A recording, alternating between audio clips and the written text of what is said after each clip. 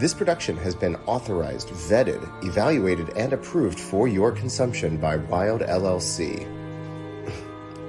You're welcome.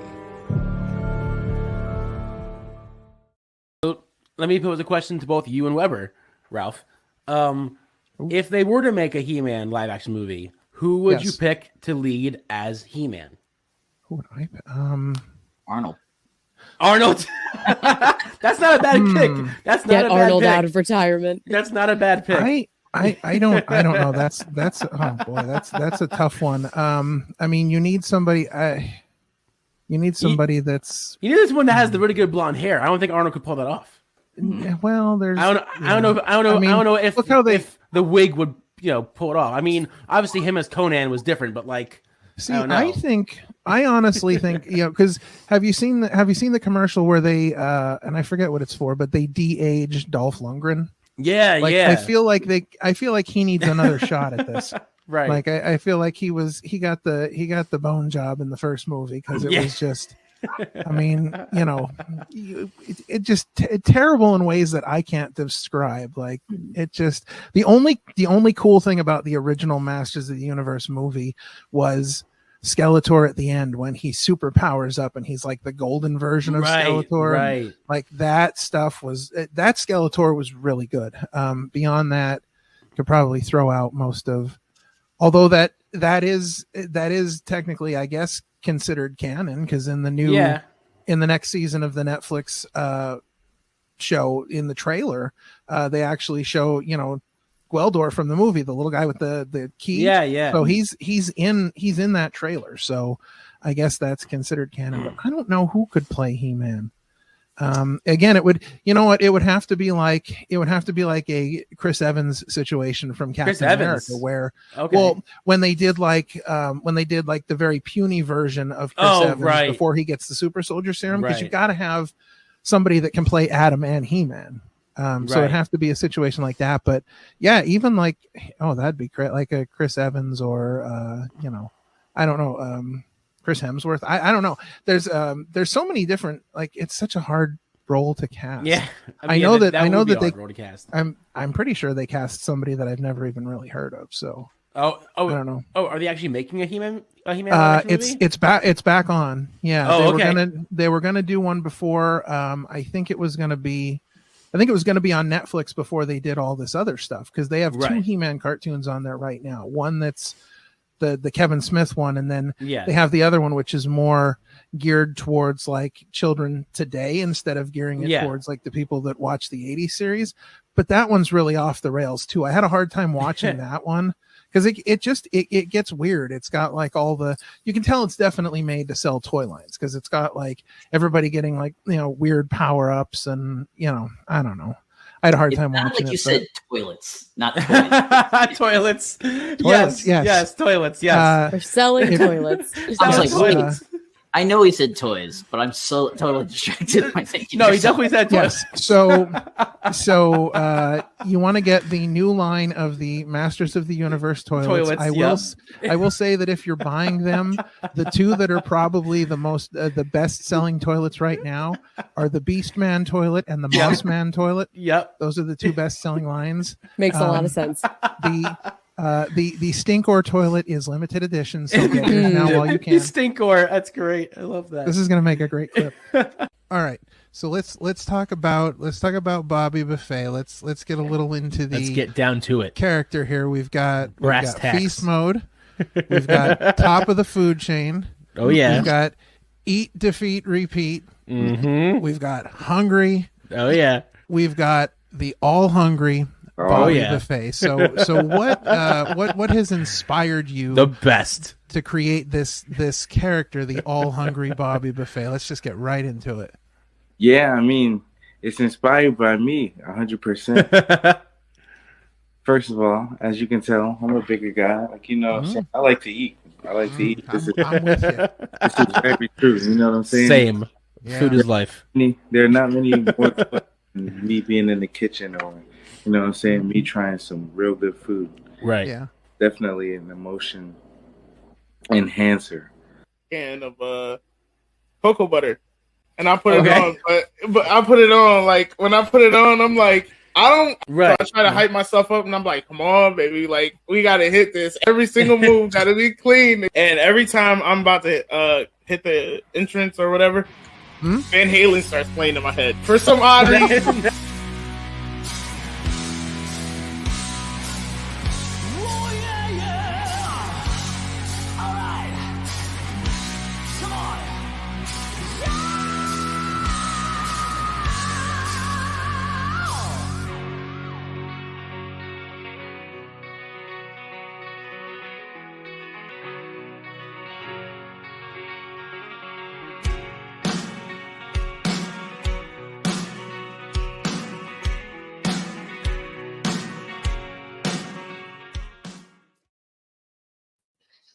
Hi.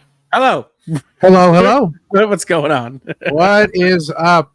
It is another episode of Chillin with the OC for Monday Night Raw here on Monday, September 16th. We are super excited to get things going here. Super excited to watch some Raw for the most part. I'm not. I'll get into that in a little bit.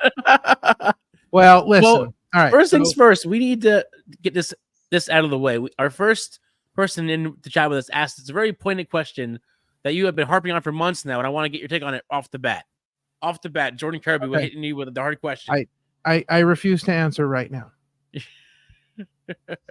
I refuse to answer. We'll answer that in a minute. Okay. All right. So let's take a look at what we've got on tap for tonight. So the big one here is that CM Punk returns to Raw after being brutalized by Drew McIntyre. So we know we've got the Hell in a Cell. What is CM Punk gonna have to say about that? What is CM Punk going to do about that? Will Drew McIntyre be in the house as well?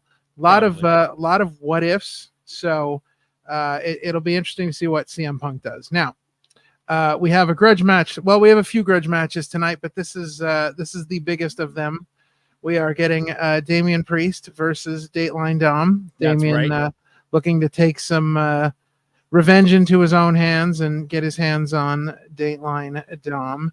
In addition to that, we've got a really interesting match after making her, I guess we would call it a return. We haven't seen her in such a long time after showing up on Raw and being that mystery partner. She's getting a one-on-one shot with Zoe Stark, and I'm actually looking forward to this match. I think this is going to be great to see what Natty's going to be able to do. Hopefully, they'll give them some time, and it'll be a good match. But is this an upswing for Natty? Is this something that Is this something that we see Natty starting to make a resurgence here? I don't know.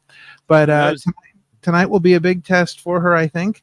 Yes. We also have the tag team titles are on the line as Judgment Day is defending their titles against the New Day. And as you previously mentioned, we had a question in the chat. Actually, we've got two questions in the chat, but here we go. So this is a what if question. Does Xavier turn on Kofi or is it too early? Now, as we have mentioned, I have been talking about this for some time. For months. And I've been waiting for it to happen and waiting for it to happen. And here's what I'm going to say. He not only does he not turn on him tonight, I don't think they're going to do the turn at all. I don't think that. I think we're back to, because we're basically pretending like everything with Odyssey Jones didn't happen. Just never happened. Just never happened. They're not going to discuss it at all. So I think we're at a point where we've pretty much, jumped the shark on this one. I think New Day is staying together. I think it makes honestly more sense at this point to keep New Day together. Right. Now, here's where I have an issue. So we've got two matches tonight that have been announced in addition to the already announced stuff. We have Sheamus taking on Pete Dunne.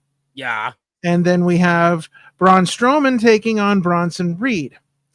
Here's my issue.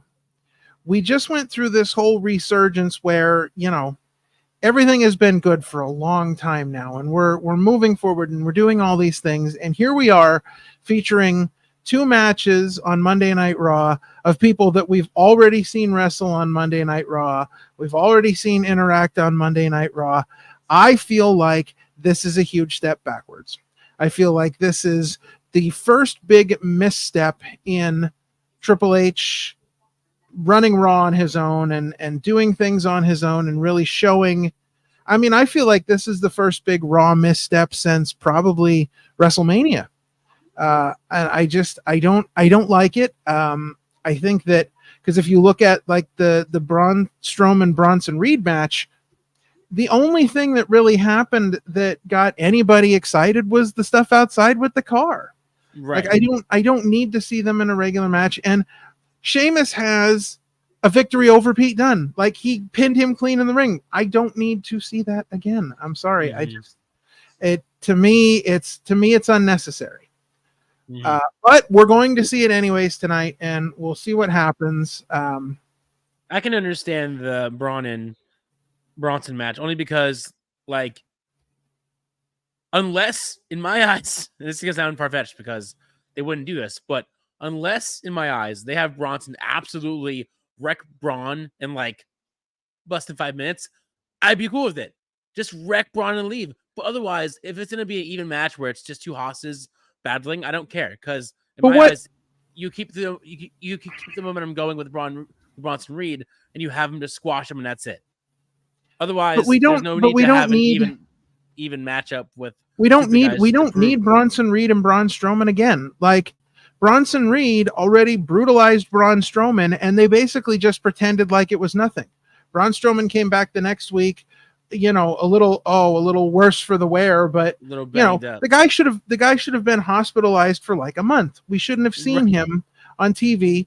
Like that's the whole point of Bronson Reed brutalizing people. You know, what are we saying about Seth Rollins? All Seth Rollins did was get splashed 6 times in the ring. He didn't get put through a car, none of that. No. And Braun Strowman goes through a car and he's ready to wrestle the next week. You know, Seth Rollins takes 6 splashes and he's out for 7 months. You know what I mean? Like R-Truth takes 2 splashes and he's gone. Like, what are we saying about these people? It doesn't make any sense to me. I think the whole Bronson Reed, Braun Strowman feud makes no sense to me. I don't think it does anything for either of them. I think that Bronson Reed needs to continue doing the things that he's doing and just brutalizing people every week. And I don't think getting stuck in this feud with Braun Strowman does either of them any good. And I'm really, I don't understand. I don't understand what the purpose of having Pete Dunne and Sheamus wrestle again, because to me, like if I'm going to continue to see things every week, then it's not like it's the level of CM Punk and Drew McIntyre. Like I'm okay with seeing that go on week after week after week. Right. Sheamus and Pete Dunne is no CM Punk and Drew McIntyre. Right. Well, so, that's how me and Adam the Guy have been on SmackDown watching part 5 of Hayes versus Andrade, and I'm like, yeah, that's unnecessary. There's a difference between doing a best of 7, announcing it like Sheamus and Cesaro, having a good time. This just became Andrade was 2-0, and then decided we'll just have another match. We're like, no, it's over. Andrade won 2-0. That's it. And that should be no other matches. The whole thing is so convoluted because here you have with LA Knight coming out and LA Knight coming out and all of a sudden saying, "Oh, Andrade, you're the next one to get a shot." Well, no, that was because the week prior they all had an in-ring promo, and I basically said, whoever wins in this 5th part of the match, you get a shot at me. Yeah, but who is he to say that? Andrade. If I was Nick Aldis, I'd walk in there and I'd say, you know what, do that again and you're fired. Seriously, who is LA Knight to call shots like that? He's not the general manager. You know, he's not in charge of anything. You know, Nick Aldis seriously should wait until, you know, Andrade comes down, LA Knight comes down, they're ready to ring the bell, and he walks out and says, you know what? This match is canceled because I run this show. I'm sorry, that's ridiculous. I don't like LA Knight to begin with, but I don't think that that's the right thing to do. You know what I mean? Like if you are going to have general managers on your show, you should not have wrestlers making the matches. Like CM Punk issued the strap match challenge. Drew McIntyre accepted, but then Adam Pearce had to make it official.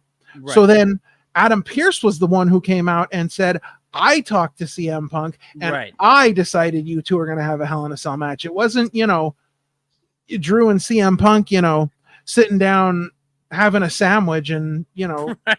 sharing some French fries and going, hey, a Hell in a Cell match would be fun. Maybe we should do it. Yeah, let's do that. Let's just. You know what's funny? That's exactly how I envision some of these wrestlers coming up with their matches. Yo, guess what?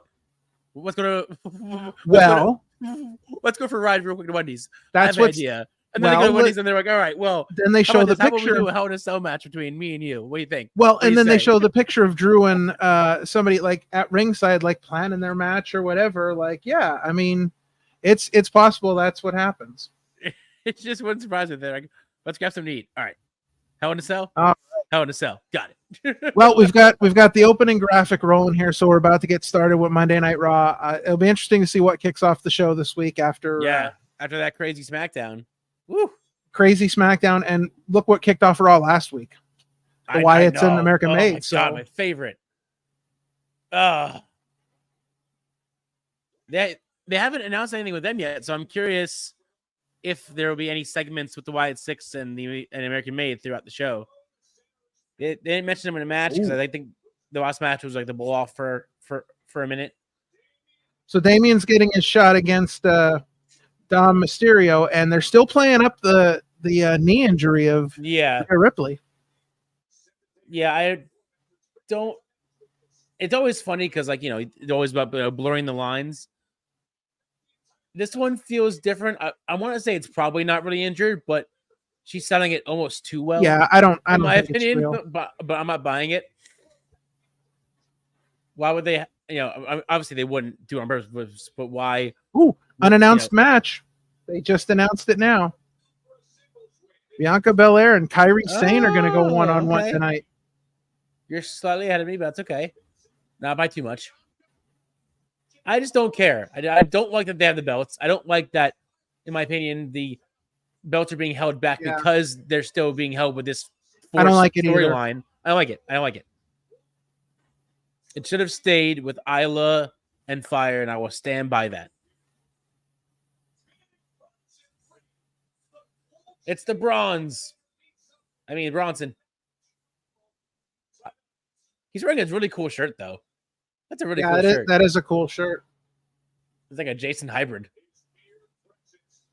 Could you park any faster? Holy crap. Oh, it's Punk. Punk, maybe drive a little slower next time. He left his driver's side door open. Right, you just gotta leave it open. Someone's gonna steer your car. Yo, Devin! Hello. Tribal Chief! Welcome. Up, buddy? What's going on, buddy? Jake, Jordan, all you guys, good to see you. Thanks for joining us tonight. CM Punk might be making his way to the ring here. He might be starting things off. I think we start off hard. Also, I love the little Bret Hart shirt that he's wearing. Yes, I was just going to say. I want to see if there's anything on the back. Yeah, because I sort of love that style. I love that how simple it is. I love that it's in the corner. I want that. Oh, that's a cool shirt. It's a sick shirt. That is a. Oh, I love the back too. Oh, yes, the back looks great. Oh, it's so sick. Oh, he means business now. He's not. Sun's out, guns out. That's right. Business is just picked up.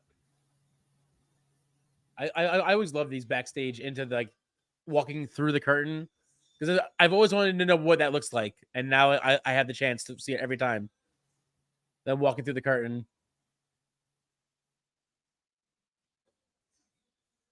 He means business. No smiles, nothing. Dude's dead serious. Well, he's got serious business going now. He's got a cell match coming up. That's some serious business. I know, but it's so funny to me because, like, when he first joined WWE, his first interview or press conference, he was asked about matches, and he was like, "Yeah, I'm too old for this. I can't do TLCs, Hell in a Cells, ladder matches." Yeah. And look, here we are. Well, come on. Here we are doing a Hell in a Cell match. He's basically giving away all his matches that he was going to do. Jordan says, I don't care for Jade or Bianca. The whole women's tag team championships are pointless. Let's just get the mid-card title for the women's. Please end this women's tag championship tragedy because it's dumb. I kind of agree because they don't really do what they planned on doing with the women's titles. They haven't gone anywhere. They No. really haven't. And I appreciate them trying to make it something again, but every time they try to make it something, it goes back to just being a title for a storyline, not a title for a title. I feel like if you're gonna do it, and if you're treat gonna them the same, if you're gonna promise that the titles are gonna go everywhere, have them go everywhere. Go to SmackDown, go to NXT. Right? Yeah, go everywhere. Do what you said you're going to do when you first made them. There you go. Bad Blood, October 5th. Special start time, 6 p.m. Ooh, interesting. Okay. I just saw something online about that the other day, and is there a reason for that? I think they just want to do a 6 o'clock pay-per-view. I mean, I'm down with that. I mean, that's not a bad thing. Listen. Yeah. Well, we won't be watching it that day. We're going to be missing it because we're going to be at Steel Stack SmackDown number 3. That's right. Yeah. Punk does not look happy. No, Punk is very disturbed right now. Very, very disturbed.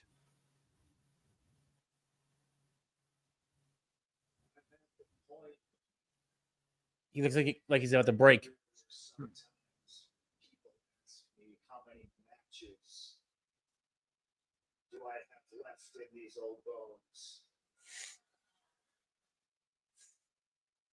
Depending on how you feel about me, the answer is either wildly disappointing. You know it's serious when Punk A is talking slow and B not yelling. Yes, absolutely.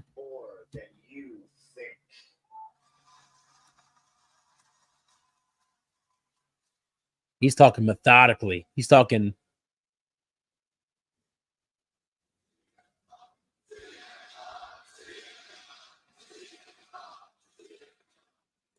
Talking through his chest.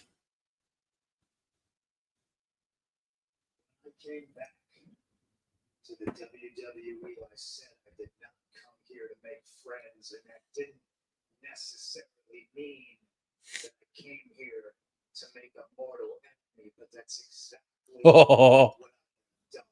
So much so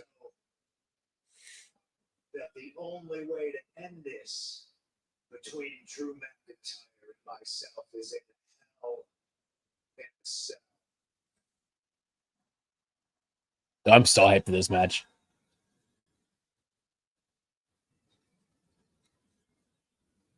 I feel a little bit naive to think that I thought this was over because I touched 4 turnbuckles in Berlin. Maybe Drew was a little bit naive to think that this was all. See, Henry says, gentlemen, please stop harassing Phil Brooks at the airport. Trying to drag my wife and my dog into this mess. And Jordan also asks, here's my thought. If CM Punk wins at Bad Blood, who does Drew go after next? Because we know Punk is going to challenge Gunther for the title.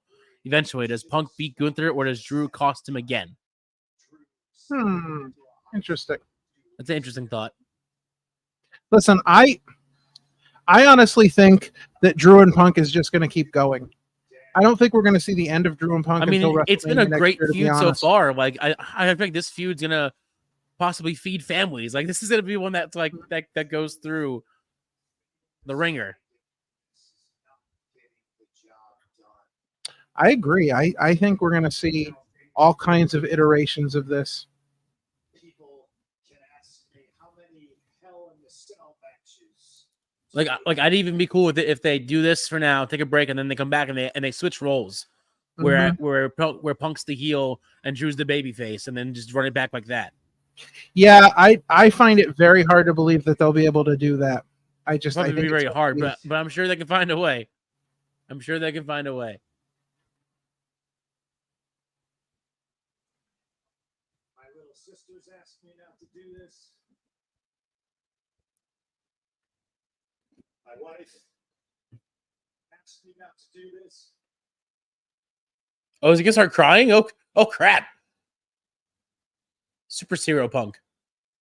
Yeah. Maybe the angel on my shoulder begged me not to do this.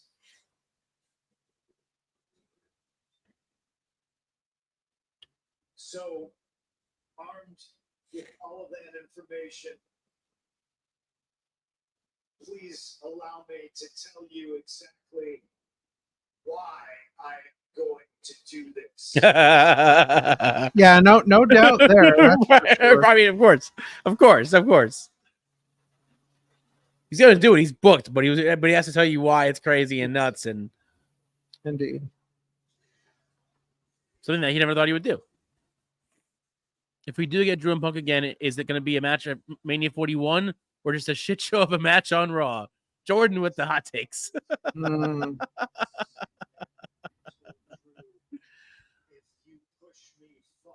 I'll give you credit where credit's due. They are putting a lot of high caliber free matches on free TV lately between Raw, SmackDown. They've been putting a lot of pay-per-view worthy matches on free TV. So, hey, anything can happen. Drew McIntyre promised that he was going to get to stop beating.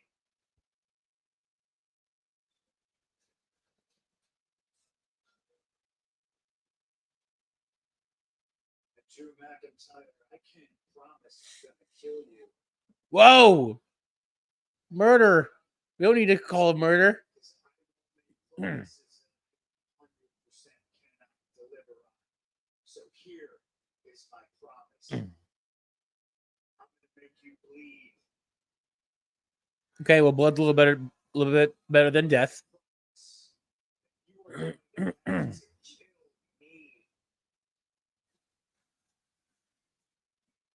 Because I'm prepared to die. I'm prepared Jesus, Punk.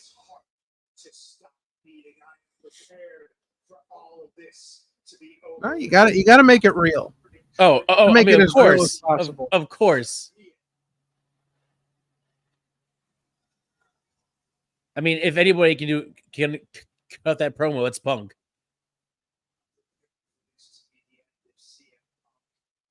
You're prepared for this to be the end of Drew McIntyre.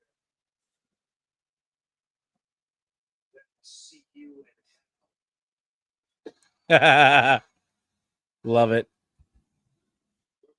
Oh God, Jordan, we don't bring that side up. He said, let's hope his Hell in a Cell doesn't end like 2018, 2019. Listen, we don't bring that Hell in a Cell up, okay?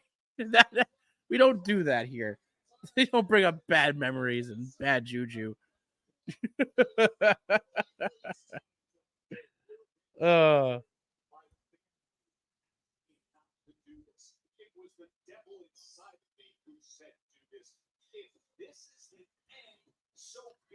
Cena says, damn, how many times are we going to get Phil versus Drew? Probably quite a few, because I still don't think this is going to be the end. Right, yeah. There will be more. Well, yeah, but put it in this way. There's so much more bad blood than just the matches, you know. Punk cost Drew 3 separate times a big win. Yeah.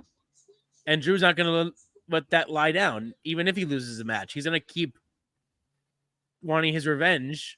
Drew destroyed Punk's bracelet.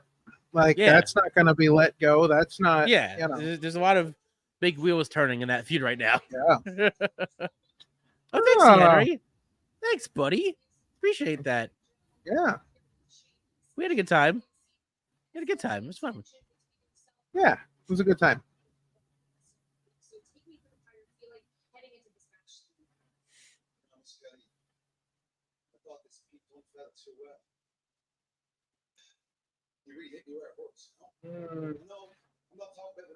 Oi, I thought this was over last week. Oi, I thought this was over last time I pinned this fella. Now, same issue as Andrade and Hayes. If Sheamus pins him tonight, that's it. Should be no more part 3 or part 4 or part 5. If Sheamus beats him tonight, that's it. We move on. That's the thing that was the most convoluted part of that whole part 5 series is that they put Andrade up 2 first out the gate. It's already riling up the crowd. Yeah. Jordan says they should just bring back NXT UK. I would not be opposed to that.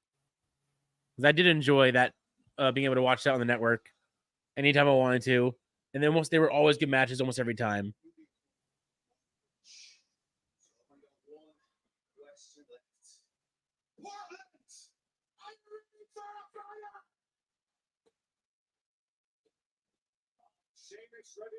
Just give him back his theme song. This one is horrible. Well, why? He should have this theme song. If he's going to keep wrestling Pete Dunne all the time, let him have a shitty theme song. Nah, this theme song is just too bad. I mean, the intro is cool. It's not as bad as that's it. having to watch him and Pete Dunne again for the 400th time. I don't need to see this match.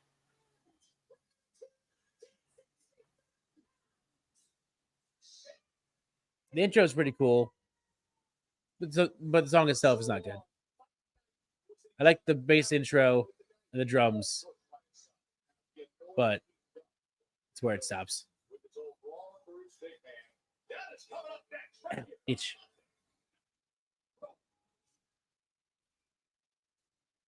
I do like the screaming mid commercial break. So, all right. So, we started off Raw pretty hot with a pretty crazy promo from Pretty CM fire Punk. promo by Punk. So, while we're talking about CM Punk, there's a little TV show that CM Punk recently appeared on that you may want to check out because it is now on Netflix, guys. Oh, if you have not seen this show yet, if you do not have Netflix, first off, get Netflix for this show. Not only do you get to see people like Stephen Amell, who we know had a SummerSlam match against Cody Rhodes. yes. You get to see people like CM Punk. Guess what? You get to see AJ Lee back in the ring. Mhm. AJ Lee plays a character on this show. This show is freaking amazing. If you're a wrestling fan, you need to be watching this. You need to go and give them your support because if season 1 and season 2 do well, they are looking at a season 3 on Netflix. So go and watch the show. I'm telling you, if you haven't seen this, Mike O'Malley is in it from Nickelodeon's Guts. He's incredible. Like the acting on this show is just great, and it gives you a real insight into the world of indie wrestling and some of these family-run promotions and just what they deal with. And it's incredible. So definitely go check that out. It is definitely worth your time. Yeah, And that's my that's a little promo for Heels. I've seen both seasons and I think it's just absolutely amazing. Season 2 ended on a cliffhanger and then Stars canceled it. So yeah, Netflix stepped in and picked it up. There was a groundswell sort of through the wrestling community for that show.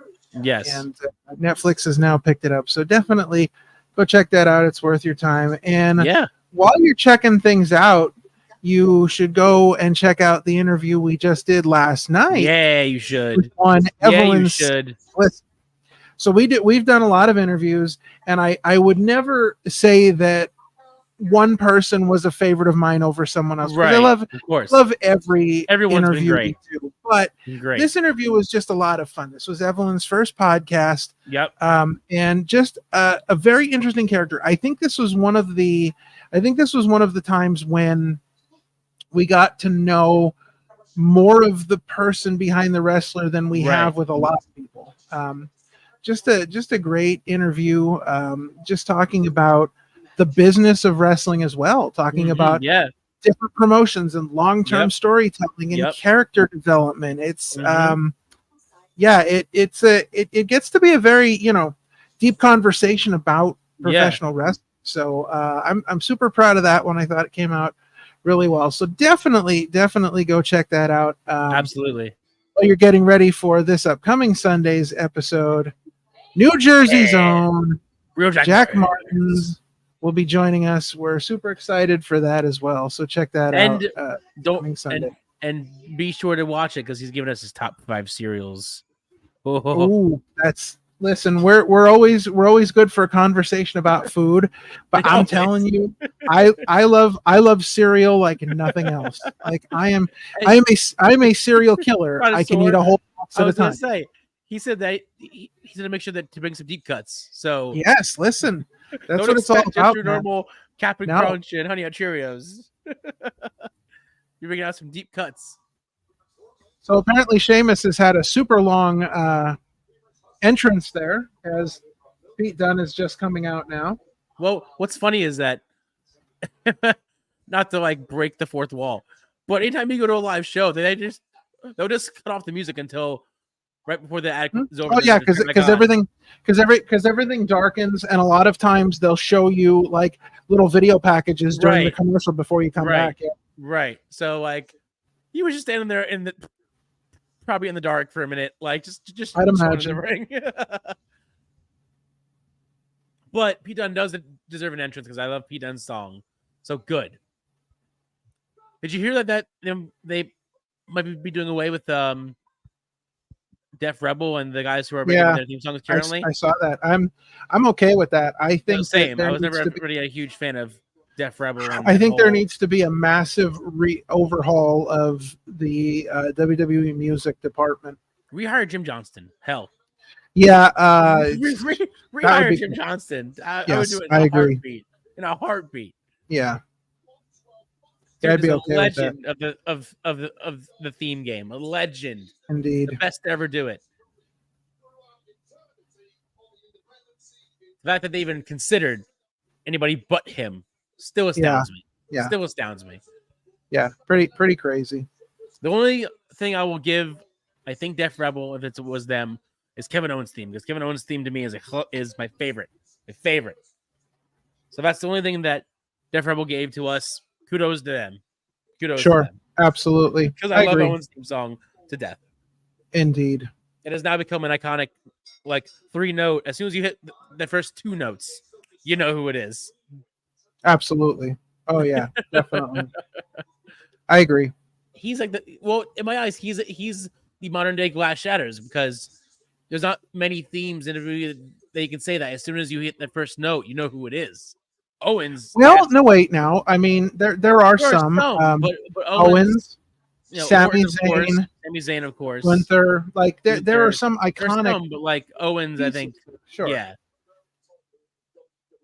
I think Owens was one of the first themes that Jim Johnston didn't do after after that whole breakup and Yeah. whatever. And it was a good theme. Yeah. Certainly was.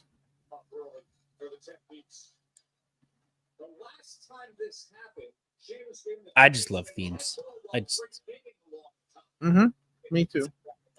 To me, as much as the in-ring work, as much as the promo, a good entrance with a good theme also makes the wrestler as well. Mm-hmm. Oh yeah. You need to have the full package. Sure.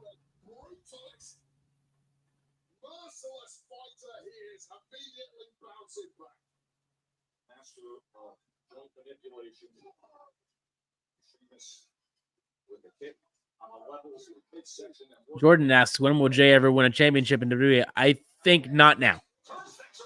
Hopefully not now, because I do not want Braun to lose it so soon. Yeah, I'm not. Yeah, I'm not. I want Braun to hold that thing for not as long as Gunther, but hold it for a while. Hold Sure. it for a while. I don't know if you can break that record, but like, just hold it for a while. Give Braun that push and give him that dominance. Yeah, I agree. There needs to be. I don't know. There needs to be some sort of. I mean, he's not going to get as long a run as Gunther, but there needs to No. be something there. There needs Yeah. to be something much more substantial that is going to solidify him in that in that pantheon of Intercontinental Champions. Oh, he's held it for So a we're- long time. Hang on. We're approaching like 260 some days. Is it I'm looking it now? up right now. See how long.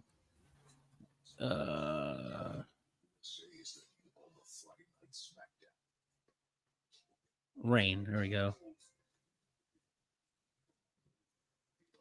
So he's currently at 252 days. It looks like. I was just getting there. But yes, he he's held won it it- for a long time.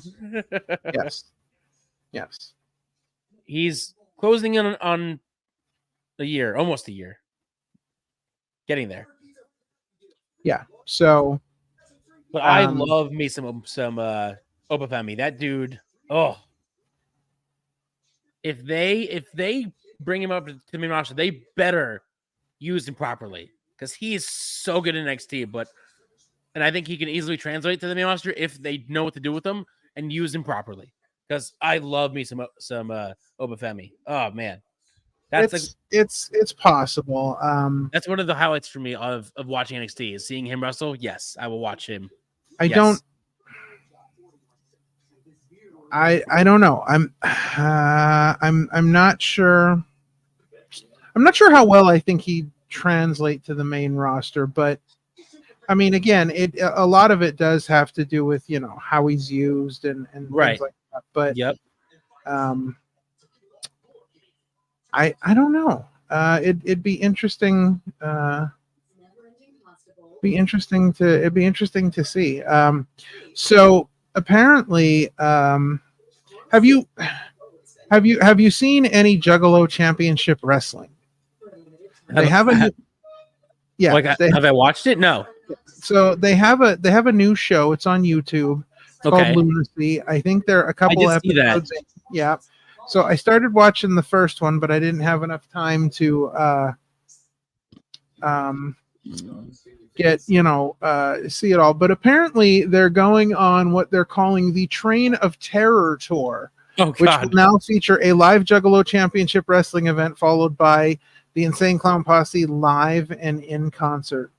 Oh, jeez. Says unable to attend a show, worry not. Each show will be live streamed on the Psychopathic Records YouTube channel.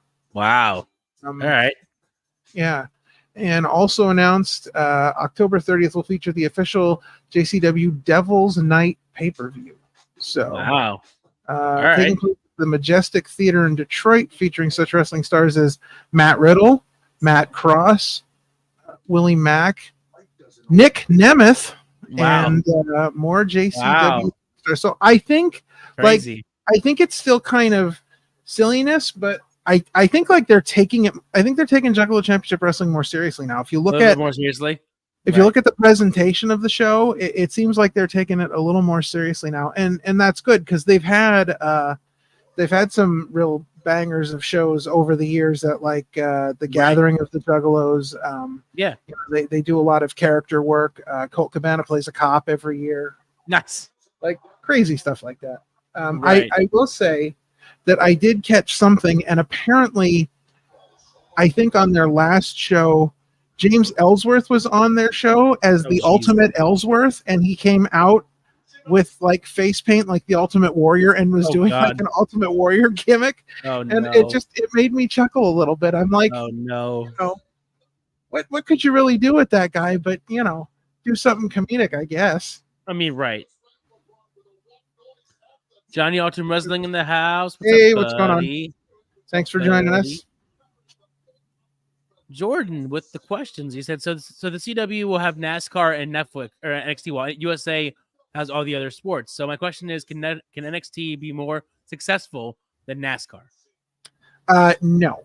So I mean I'm not even going to joke about that. No, absolutely not. So absolutely not. There are so many people. There's no way. Listen, and I don't mean to say this in a bad way. No. But NASCAR is redneck cultured standard.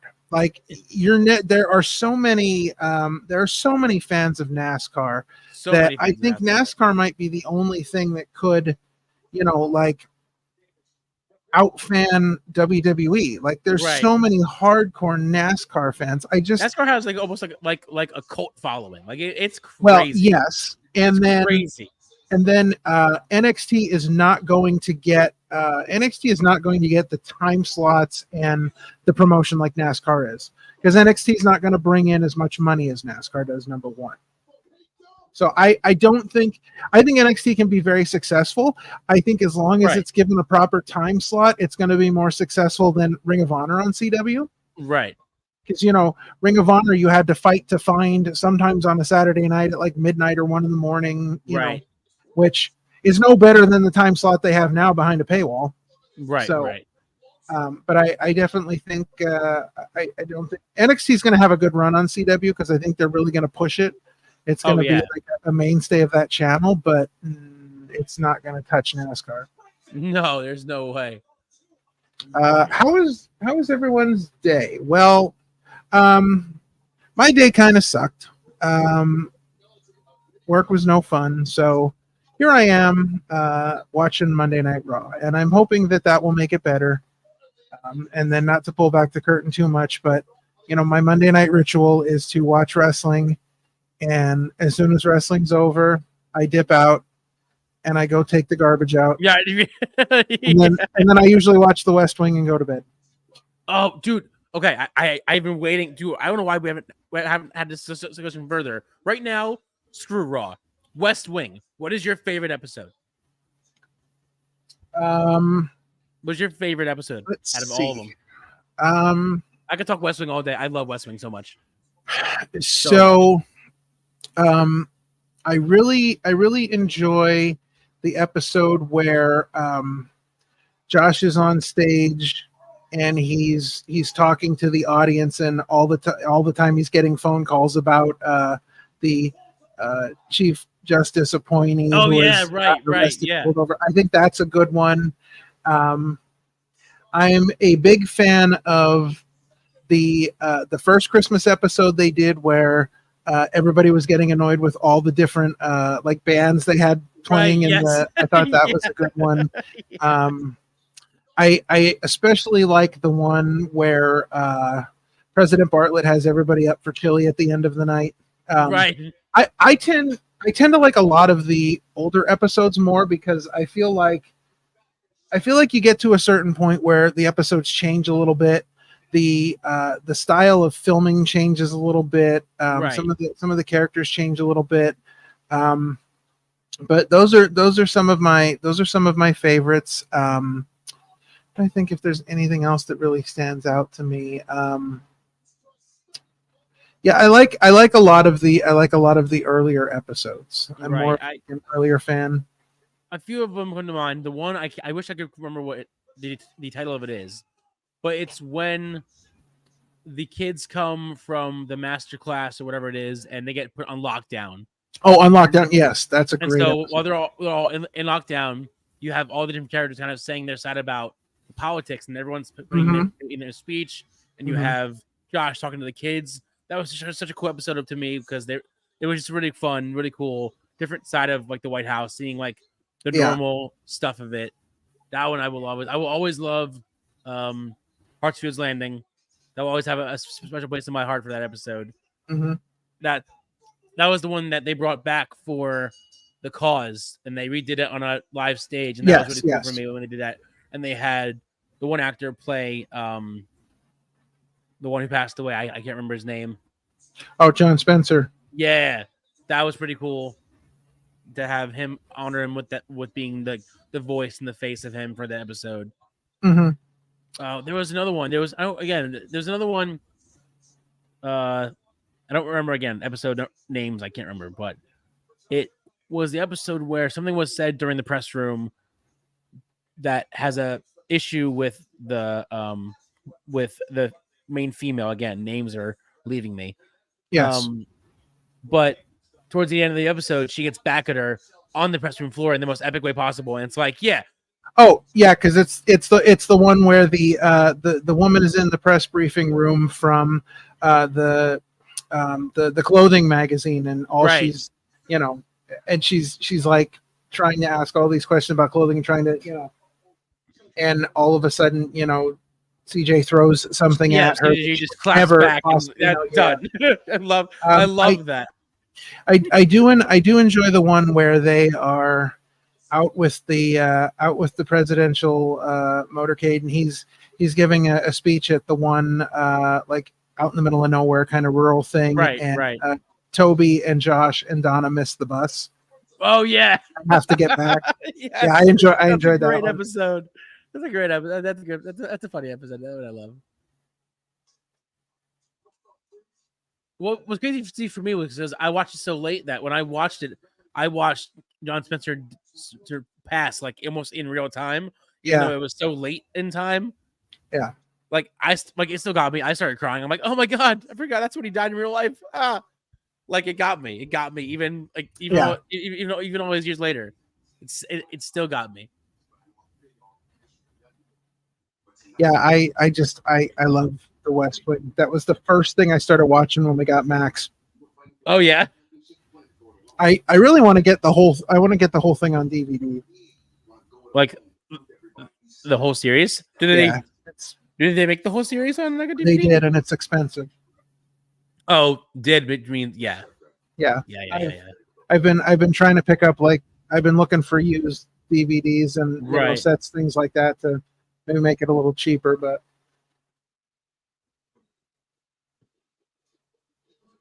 yeah, the West Wing is one of like my probably like top 3 favorite shows. I was so mad that I didn't watch it sooner because I'm not big into politics. That show, man, I just everything about it. I was so hooked. Love that show. I love the characters, the character building. I love how everyone has their own little quirkiness about it, but that's what makes them. Like, and my favorite opening ever for the show is the one where Leo wants the president to come and see yet another test for the missile defense system that hasn't worked yet. And as they're walking down there, the president is saying to him, about how he's using the analogy of how Lucy would hold the football out for Charlie Brown and Charlie Brown would run and kick it. And Leo had no idea what he was talking about. No idea whatsoever. So, and he's like, what, were you born at 50 years old? Like, and so they get down there and they go through the missile test, and the missile test doesn't work. And they find out that, he's like, we missed it by 100. And they're like 100 feet. And they're like, no, 100 miles. And all of a sudden the president looks at him and he's like, I believe the words you're looking for are good grief. Like, it's so perfect. Because I'm such a Peanuts fan. One of my favorite. I don't remember if it's an opener, but I know it's a scene. It's when CJ, again, names are gonna leave me, but CJ and the assistant were like doing like these prank wars on each other, and at one point, CJ gets her phone glued as they were gonna call pizza. Yes. And then by the end of it, her whole table just The breaks whole in half. desk. The whole Yeah. desk. Yeah. And she's like, and she just goes, "Oh, touche. I see you. Like, I got you." Yeah. It was great. Yeah. Not to be trifled with. That's such a good show. It's and I do enjoy some of the episodes towards the end as well, when they're kind of making the transition into the new president, and they're trying to get him elected, and I do like that. I would, I feel like that's a show that they could very easily bring back and do again, like whole new cast of characters, but at the same time, you could still see where some of the original characters are at and things like that. Well, I could see them doing like not a remake, but like bring it back to where, like you said, you could have some older characters playing like the father or whatever down the line of whoever's now in the White House. You can have like Donna have her kids, be in the White House, and she comes up every once in a while, or like Josh or like Toby or whoever. Yeah. It always blows my mind because some of the people that worked on the show in the beginning were not there towards the end, and so to see what they did with some of the characters, it always blows my mind what they do with Toby, and the fact that Toby is the leak on the NASA stuff. And he's one of my favorite characters on that show. I just can't imagine him doing that. Like, I don't. It's a character flaw. I think I don't see how he could have done that. But it's tied between Josh and Toby for me. So both of them so much. So they did this thing where they asked the actors on the show who they thought was the best actor on the show. Right. And unanimously everyone said Allison Janney, the woman who played CJ Craig.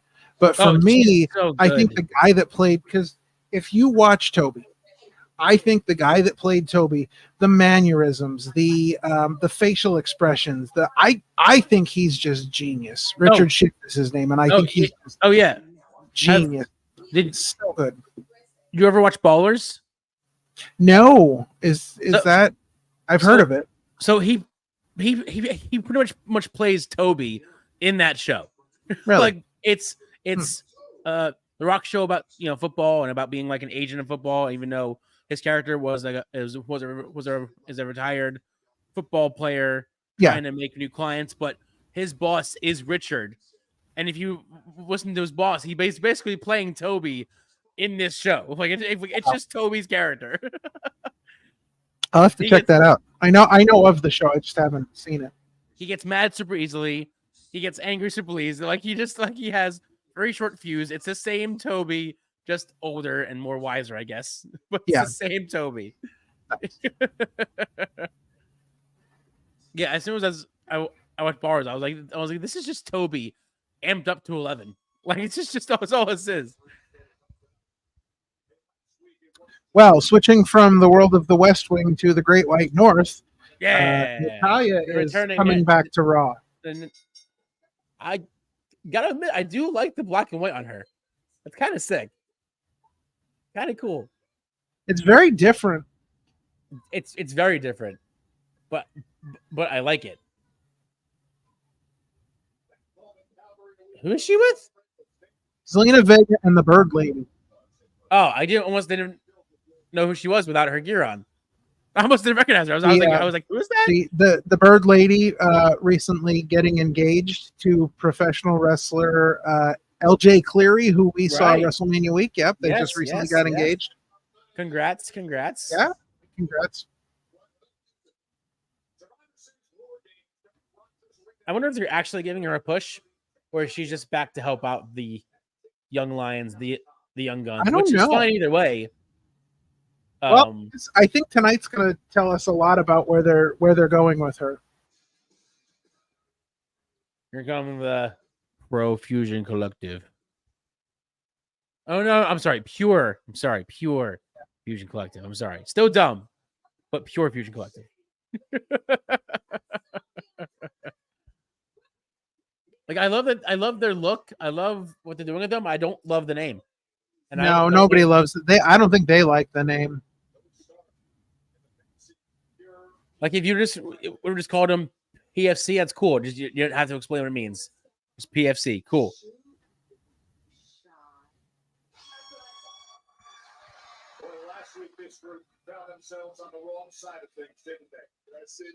Plus, I don't think Natty necessarily needs this win because if you still want to push this new faction group, you got to keep getting the wins. Keep them strong, at least for a little bit. I mean, you already had them lose last week. I think, they could use this win against Natty after last week.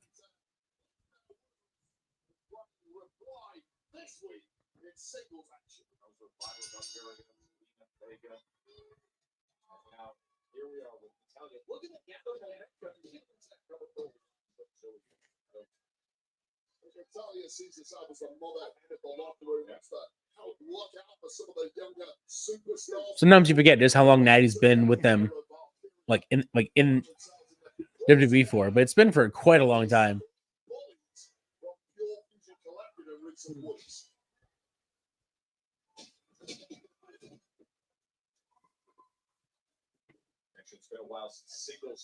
Wow, fans are not loud for this at all.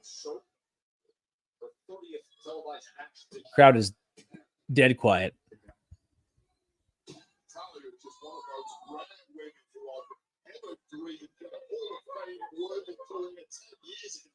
And she's still somehow getting back to retaining that honor.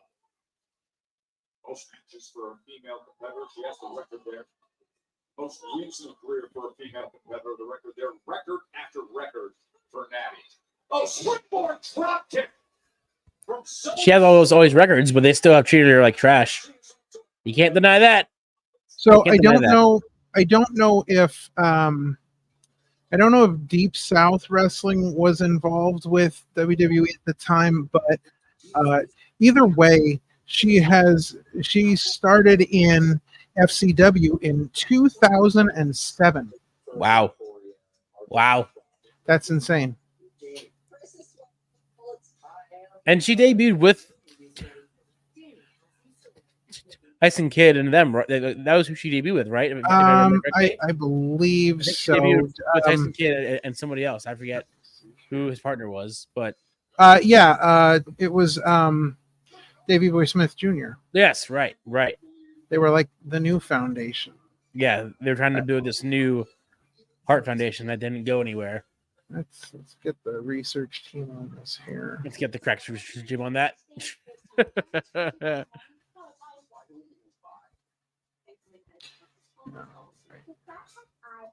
House show. It's got to be time. Football on Prime. It's on. The New England Patriots take on the New York Jets. As Thursday night football is on. It looks like she had a bit of a feud when she first came up to the main roster. It looks like she had a bit of a feud with Cherry. Okay. Deuce and Domino fame, which we just talked about on the podcast yesterday, did we not? Didn't we talk about that yesterday, Cherry? Yeah, we did because one of the lovely commenters mentioned how she looked like Cherry from Deuce and Domino. Yeah. Does Natty lose tonight? I think the smart move here is to have her have her get the win over Zoe Stark. I think then you have what's the other one? It's Zoe Stark. Who else is in the group? Sonya Deville, and who's the? Oh, I think you have her beat maybe Sonya Deville, and then I think you do something with her and Shayna Baszler. I think that's the smart money. It was Henry was the one that mentioned that is right. Yes, Domino. Yeah, that I knew. I was pretty sure we talked about that last. Yeah.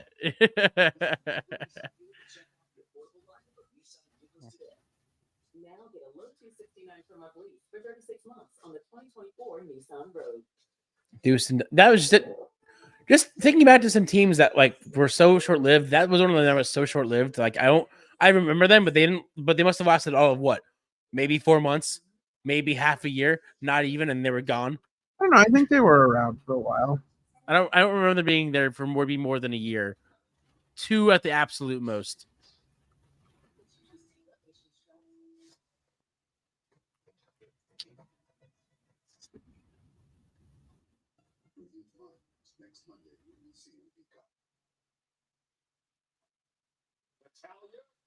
Yeah, they spent about 2 years there.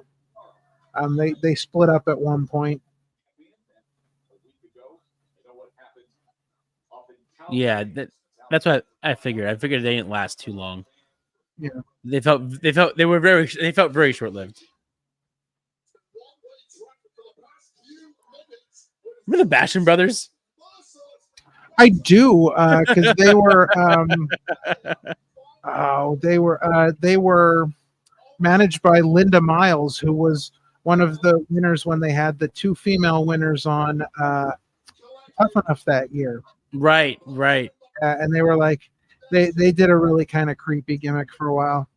Right. Yeah. That's all I'm going to say about that. Right. Like there's just so many characters that I remember being fun, but also short lived. Yes. Who was the one that was the pirate? Was that Paul Burchill? Yeah, Paul Burchill, right? Paul Burchill and his sister Katie Lee Burchill. Yes. The pirates. Who's Chief Compton? Do you know who Chief Compton is? Yeah, he was one of Deuce and Domino. Oh, okay. I forget which one he was. I didn't know the actual names. Gotcha. Yeah. Because Henry's saying that he was the only one that kept wrestling on the indies. Out of both of them. I don't know real names, Henry. Yeah, so he was. Cliff Compton was Domino of Deuce and Domino, and then Deuce of Deuce and Domino was Jimmy Snuka's son. Oh, okay. Gotcha. We're just full of the facts today. We're full of the facts today. Yes.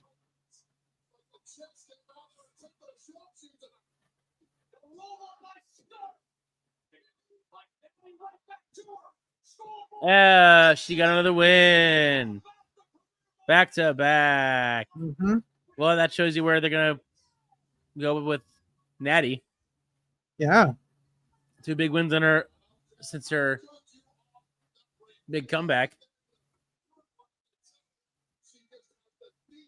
She has a nasty bruise on her face or on her neck, though. Jeez.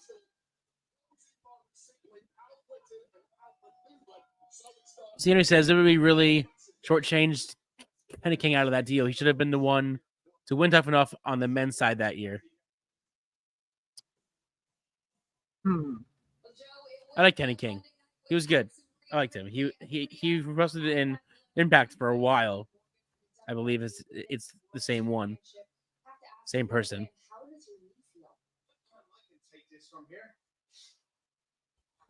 Oh boy, Finn and Rhea. With everything that's been going on with me and Damien, I just haven't had a chance to speak. Well, now you have the chance, Finn. Okay, well, here goes. I really feel like you're just as bad as Damien Priest. Of course, he didn't say that. Just as bad. Yeah. Like you cared, but in reality, the only thing you ever cared about was yourself. And I'm sick and tired of you blaming me for it. I sense a possible title change tonight if Damien and Rhea cost him the belts. You and Damien are Maybe. why neither of you are world champion now. You and Damien are the reason for everything that's happened in the last 3 months of the Judgment Day. Okay, what we're not gonna do here is lie blatantly to my face and try to rewrite history to hide your little ego problems, okay? Because we were a family. All I ever did was try to make opportunities for all of us and stop you boys from fighting every single bloody week because I loved my family. But if you want to make me and Damien the bad guys in a fictional little story, then so be it. At Bad Blood, you, Liv, Dom, and the other 2 bozos will see how bad we can truly be. Okay.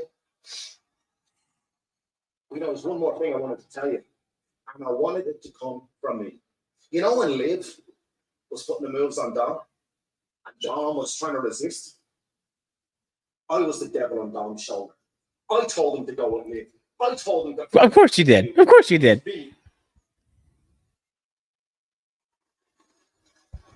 Do we have a problem here?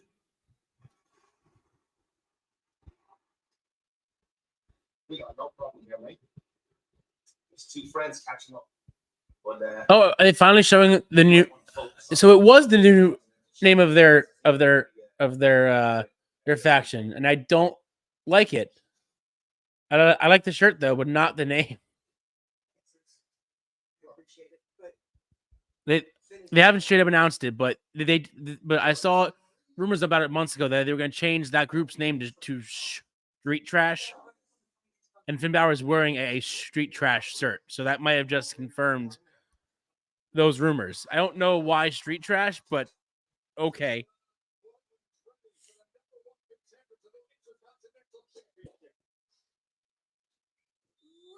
I just don't know if that's going to stick versus the Judgment Day. Street Trash. Well, I mean, why not? Stupid nonsense like Yeet sticks, and everybody hates Jey Uso, so why not? Boo Jey Uso. I'd say the opposite. I think you hate Jey Uso, but not everyone hates Jey Uso. Well, everyone should hate Jey Uso because this is calling him main event is disrespectful to the main event. He is 100% not main event. Jordan says we're finally getting that Waffle House date. Oh, I get the reference. Okay. It took me a second, but I get the reference. There was a moment when we was still with the Bloodline, and there was a backstage segment where Sami Zayn, in order to coax them both to all leave, said, "Hey, you guys want Waffle House? I know you guys like Waffle House." Mm-hmm. See, and it says mid-card J. Mid-card J for you by C. Henry. Correct indeed. At best. So what isn't mid card is the Opinion City podcast, and we got some amazing things going on, such as we have eventually a Discord. Yay! We have a Discord. There's lots there. of fun things going on there, so Talk please with us, go check chat out the with us. Discord. Have Hot fun takes, and opinions, enjoy it. food, movies, All music, kinds of things going on sports. there. Yeah, so head over and check out our Discord. Yeah. If you haven't been keeping up with our episodes as of late, guys, episode 71 with Tiffany Avatar. Check That's right. that one out. That's a fun interview. Yes, a lot absolutely. of interesting things about Tiffany that you would not necessarily think of, and then of course lots of shots thrown. A lot of shots fired. Yes, A lot of shots fired. we had a great conversation on episode 70 with one Chris White, who you may see returning to the channel very soon. We had a really fun time chatting with him. Right. Grappling with the Grooves episode 1 is still out there. Check that out if you haven't seen that. That was a good time. Shane McCoy, Kenny Pete joining us to talk about all things music. That was a lot of fun. If you haven't seen the first episode of The List that came out this past Tuesday, and we talked top 5 matches that we want to see for John Cena in 2025. That's right. Brand new episode of that will be debuting this Wednesday. Yeah. And of course, we mentioned, just had our interview with Evelyn Sage, which was a lot of fun. Go check that out. Great interview. Much fun. Next week, we've got Jack Martins, New Jersey's own, joining us. We're super excited about that. And then the week after that, we're making history. We're bringing back 2 former guests in one show. Oh, yeah. Selena and Johnny are coming back. We're super excited. It's going to be a lot of fun. Pumped. Yeah, that's going to be a great episode. Very excited. I can't wait for that one. They're good peeps. Yeah, we're super excited to be able to chat with them again. Absolutely. Absolutely. Superstars. Find your package at onlocationexp.com/Survivor Series. I will be in Vancouver, and we are here tonight in the South. Beautiful for the City of Roses. City of Roses. Starting on Monday, October 7th. Including the Raw and the USA finale on Monday, December 30th. All be 2 hours from 8 to 10 p.m. Yeah, I cannot wait for the move to 2 hours. First time in so long that both shows will be 2 hours. Once again. It is my understanding, as being reported by Dave Meltzer, that they have confirmed that it will be going back to 3 hours when it hits Netflix. I heard the opposite. I heard that once it goes to Netflix, it's going to be 2 hours with no ads. I would tend to believe Meltzer on this one. I don't think he would go out of his way to say that unless he had some type of confirmation. Meltzer, I've becoming to learn, isn't the best news source anymore. He still gets it but right, when but it comes also to things a lot wrong. Yeah, too. when it comes to wrestling, yes, but when it comes to things like that, I'm willing to trust what he has to say when it comes to things like that. Wrestling opinions are a little iffy, but yeah.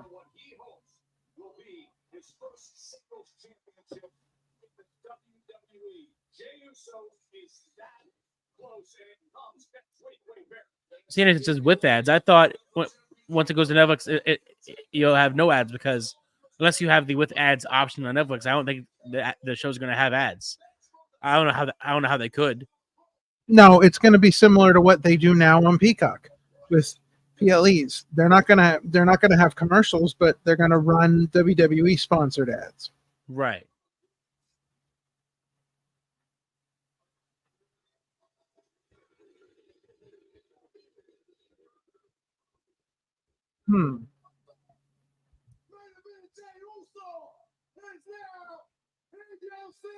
So, according to what Meltzer said about this, he said it's a 3-hour show when they move back to Netflix. I just got it confirmed a few minutes ago. The basic situation is apparently the 2 hours was a USA Network call, not a WWE call.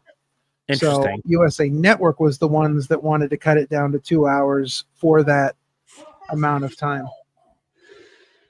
I wanted it when I left the bloodline. Now I don't need no help, Moose. I can finally be on my own, get my first singles championship, and finally be main event day. Oh!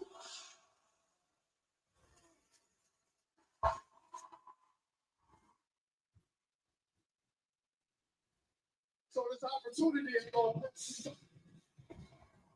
Speaking of not going to pass it by, the badass is not going to pass this by. This moment, here is the Intercontinental Champion. The explosive, strong Bradshaw. This guy is the future of this industry. No stretch that. This guy is the now of this industry. Johnny's not a fan of the 2 hours. He thinks it's too short. I don't know. I'm curious to see how it goes the next 3 months with the 2 hour change. I'm excited for 2 hour change. I think to have that extra hour of my Monday back for a little while is gonna be nice. Because 3 hours is just a long time for me. For anybody, really. But I do understand what he's saying about it being being short, because sitting down and watching an entire episode of like SmackDown from beginning to end, I realized like it feels like I just didn't get much out of it. It's weird. It feels like, and again, Raw can run long sometimes if they're not doing entertaining things, and obviously they got to do things to fill, but it seems like it did seem a little short to me. I don't know. I can kind of see what he's saying. I can see what he means, but I don't know. I've always been a fan of the 2 hour show length. It always, for me, is just enough to get me to watch and pay attention, but not be bored, because my DHD can only do so much. I don't know. By the time I got done, I need to be entertained. So by the time I got done with the 2 hour show, I was like, I felt kind of robbed. I was like, I almost didn't see anything. Like what really happened. So I don't know. It'll be interesting to see what happens when Raw goes 2 hours. But just remember, when Raw goes 2 hours, you may not, half of the things that we're enjoying on Raw right now, you probably won't see. This is my family. This is what I fight for. I fight for this championship. You'll probably never see a promo like this because there won't be time for it. I'm a dog. That's what I do. I'm almost happy with that, because we don't need to have, in my opinion, certain segments where it's a half-hour promo. Like you can easily. I don't think we need to have segments where it's a half hour of Jey Uso walking around. I don't need that. I don't need Jey Uso coming down through the crowd. I don't need any of that. I could go 2 hours and cut that out. Yeah, but it's also not 2 hours of just that. Maybe a minute and a half of just that. No, it's much longer than that. How many weeks did we sit here and Jey Uso didn't wrestle a single match? He just did something in a hallway in the back and came out through the crowd, and everybody went eat. Yeah. Everyone likes him. But it's not necessary. I guarantee you next week, if Jey Uso wasn't on Raw, nobody'd even notice. Nobody'd even complain. I promise I'm not going to take you lightly. like you said, how long you been here? What, 6 months? And after he gets destroyed next week by Braun Breaker, what do you think's going to happen to him?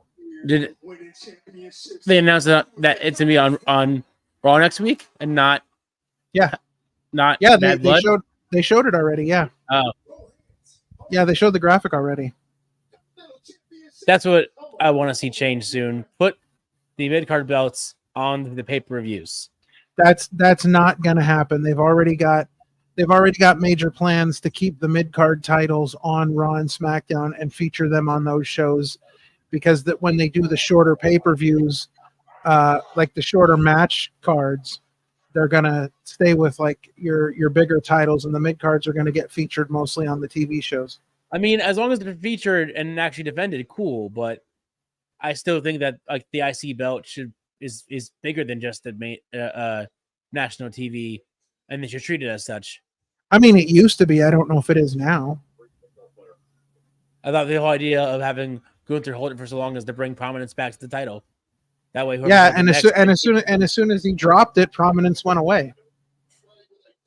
Well, as it was as long important as because he was holding it, not because he was the Intercontinental Champion. He was making the belt important, not the other way around. as long as they keep Braun with it for a while and actually like do something with it again and keep that momentum going, we're good. But having Jay win next week is not personally the way to go.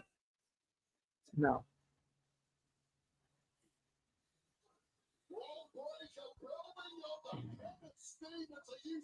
See, Henry says, to be honest, if it wasn't for watch alongs like you guys, I probably wouldn't even watch Raw or SmackDown. At one point, I was only watching the POEs.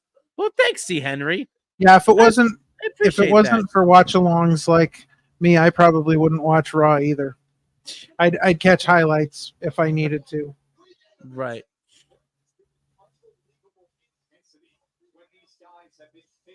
I mean, sometimes Raw is really fun, and then other times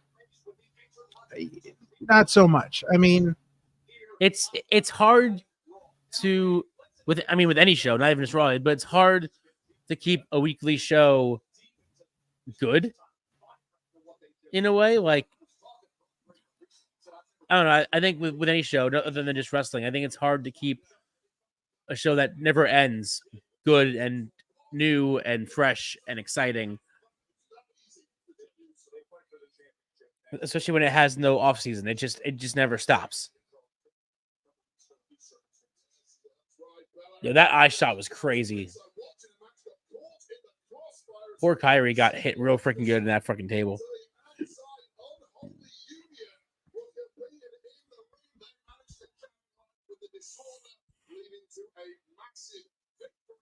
Wow, all right, Jordan. When is Jay going to join Roman to fight the Timu Bloodline and the Timu Tribal Chief? I like the way you call them that. Timu Tribal Chief, Timu Bloodline. Yeah, if it weren't for Jacob Fatu, I might be able to call them the Timu Bloodline. But, I know, because Fatu is so good. Jacob Fatu is going to be a massive star. I already think he's a massive star. I feel like that he's already beyond Solo, and Solo's the chief.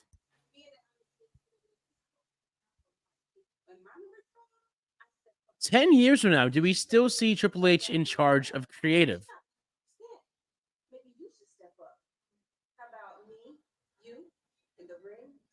I don't know. So Kairi Sane's out. It's now Io Sky and Bianca Belair. Gotcha.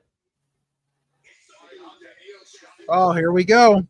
After seeing her eye, I'm not really surprised. Her eye was all banged up. But I'm surprised. Spot. I'm surprised that they would announce her though. Right.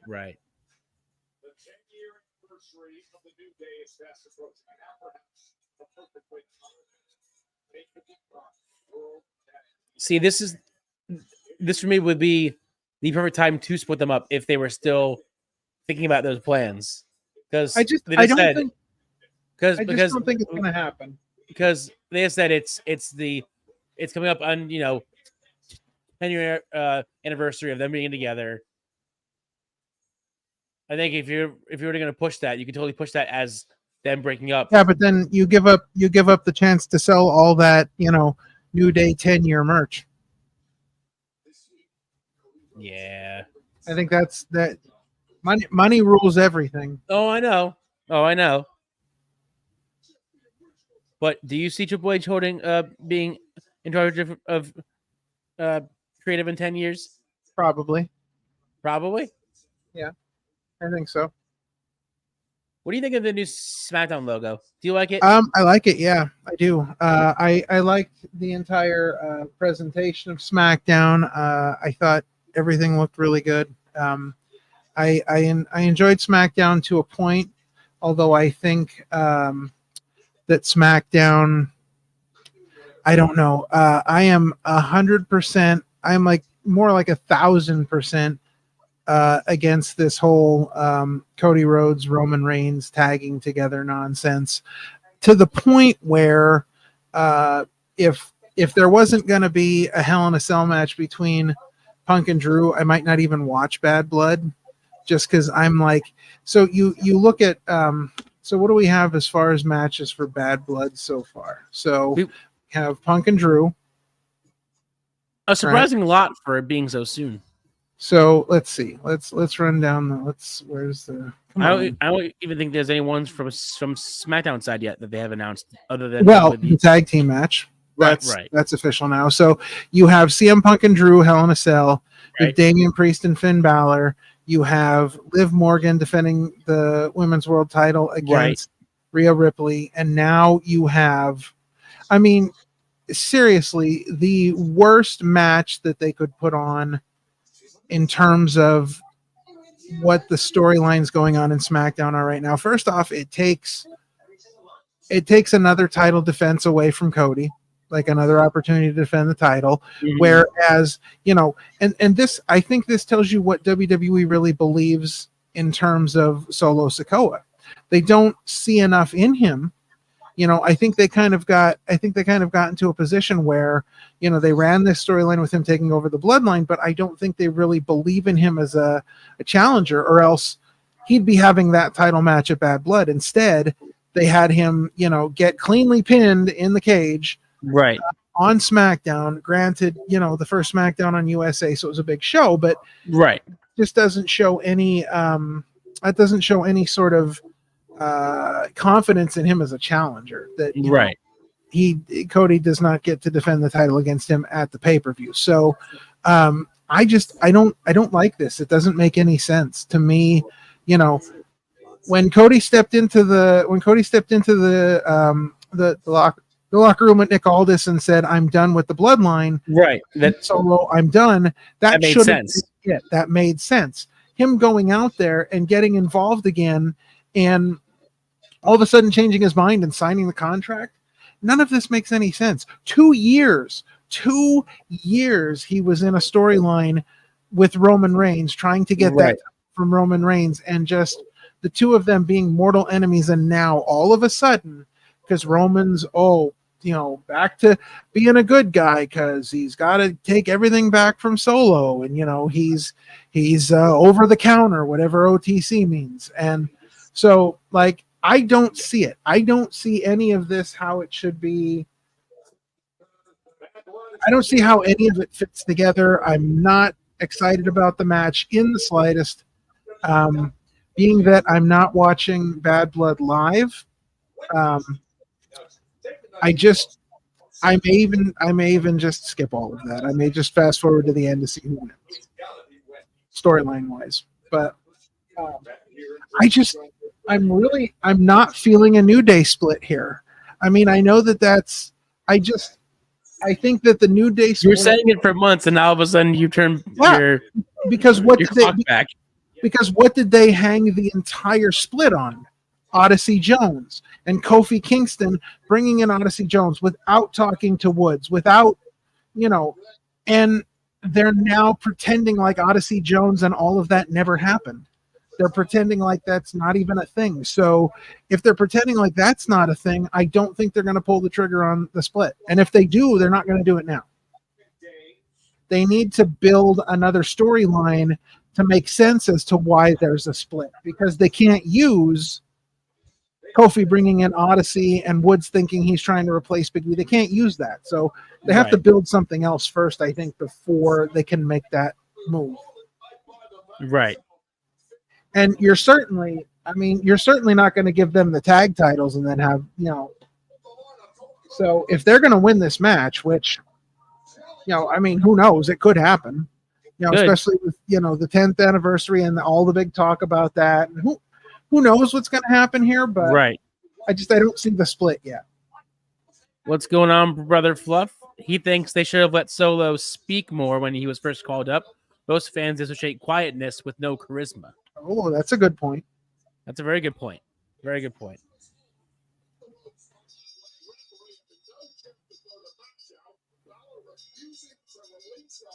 I think their mistake was bringing in Jacob Fatu, because whether you had waited on him or not, Jacob Fatu is already leaps and bounds over Solo Sikoa.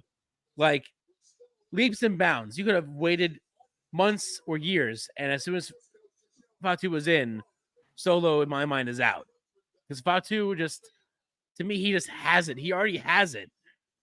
He's already there. Every time they've teased him with Cody or him with Reigns, the fans lost it. Except he doesn't have the history. He doesn't have the storyline with Roman that Solo does. So for him to come in that kind of a position really wouldn't make as much sense as Solo kind of taking over, because they kind of built that over time. Of course. If they'd have had Jacob Fatu in with the bloodline, that's the one thing that's missing, is that Jacob Fatu doesn't have the history with Roman that Solo does. Right. I mean in terms of Solo and Fatu and the charisma, Fatu has all of it.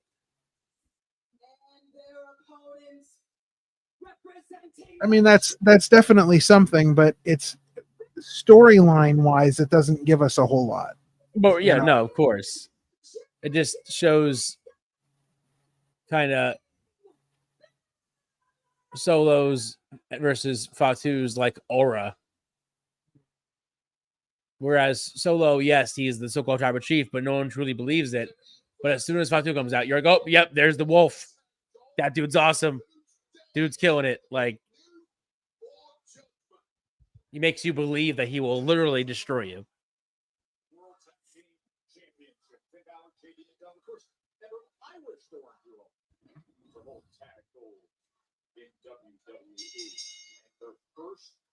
Oh,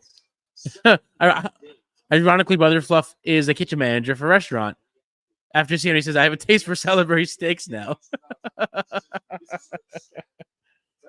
Oh, it makes sense. It makes sense, Brother Fluff.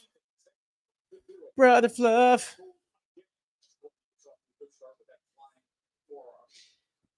I love your name, by the way. I get amped every time I see you come in because your name makes me smile. It's a fun name.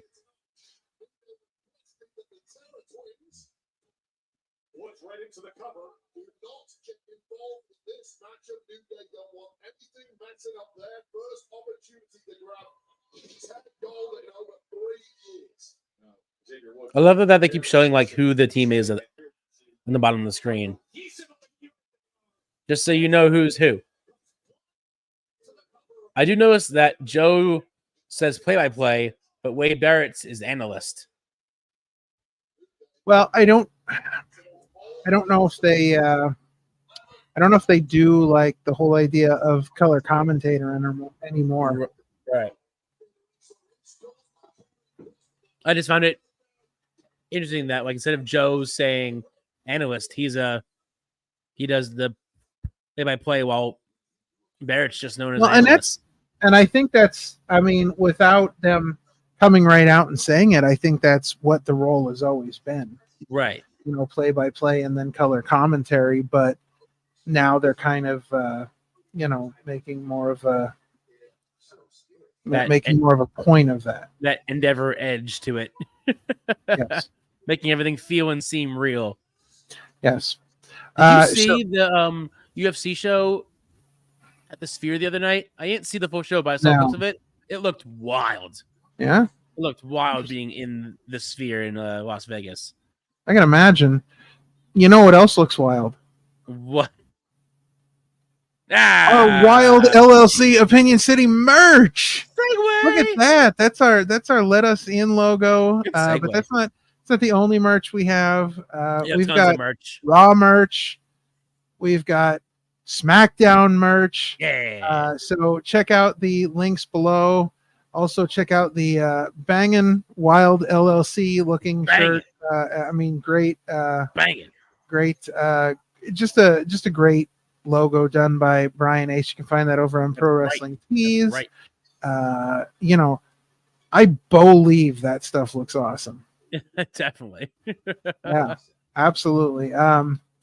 So let's see. Noticeable by his absence tonight is Cooked in the degrees of pork doneness. We've seen undercooked, we've seen overcooked, but Cooked has been kind of missing. We so far, and we're what? We're just about at the halfway point here. We're about 10 minutes away from the halfway point. Just about. So we've seen 2/3. We may not get the full trifecta tonight. No, we might not. No, of course, we want to thank our friends at the National Pork Producers Council for providing us with that amazing graphic, as always. Yeah, we might not hit that trifecta tonight. I don't know what's going on with Final Testament. Anyways, who knows? But that's a good point. WWE should have a PLE at the Sphere. I think that'd be pretty sick. It's a really interesting like inside. So I don't know if that would play with something as far as the main roster shows, but I think that could definitely be a great NXT show. I don't know how that would go with the size and the number of people you could get in there, but I think they could do something really cool there either way. Well, yeah, because the whole Sphere is one big like screen, so yeah, on the inside and the outside. So over the UFC show, they had a break intro, but it was the entire Sphere. Yeah, and it looked sick. Yeah. So, I don't know. I don't know exactly how that would work with WWE, but maybe. According to Henry, the Sphere holds 18,000, so that's a pretty decent size for a show to be had there. Yeah, but would that be with the kind of configuration WWE would need to have in there? Well, from the UFC standpoint, they had the ring right in the front, and then the crowd was like going from back and all the way up to the top.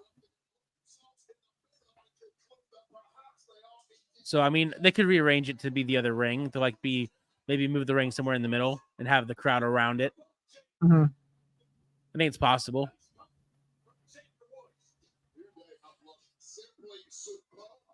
Brother Clef says, I don't blame Cross for not being there tonight. If Scarlett was my girlfriend, I'd spend all my time with her too. Well, listen. You're not wrong there, sir. You're not wrong there. Yeah, no, definitely.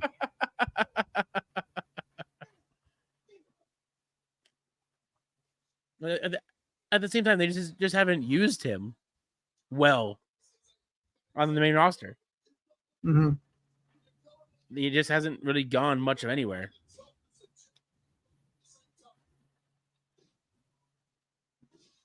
I'll be right back. No worries.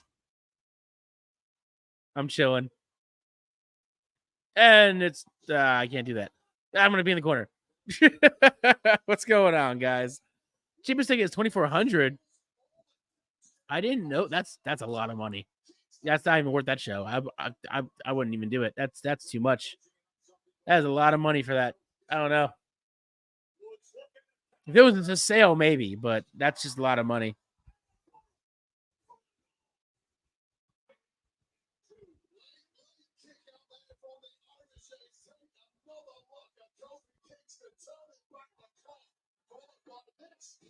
Also, just going to throw it out there in the chat for those that want to possibly join Discord that haven't joined yet, I'm gonna send you a lovely little link to join because we all want you to be here always. We want you to have fun. We want you to discuss things with us in the chat. So you know what?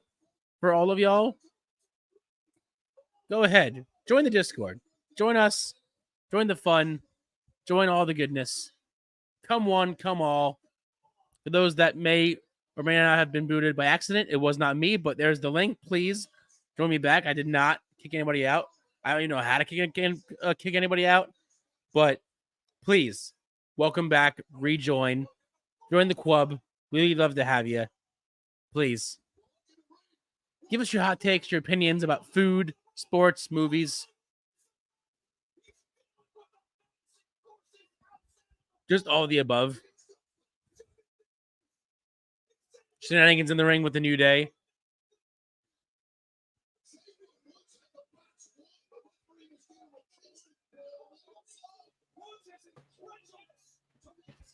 No.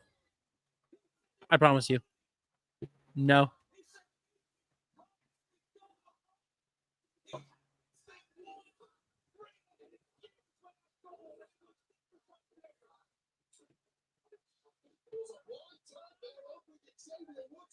There was a whole bunch of shenanigans that happened with Xavier Woods. I saw some of it, yeah. Yeah, I saw. They were gonna win, and then they didn't win because people. No, Yeah, everybody was down there. Nonsense. I knew he was messing with me. I did not listen. There was no disagreement about Salisbury steaks. All right, Senator. I love steaks. I love food. There's no disagreement here about steaks. You're always welcome in the chats, on screen, off screen. We'll have chats about Salisbury steaks and different kinds of foods. It's all good. Uh-oh. Uh-oh.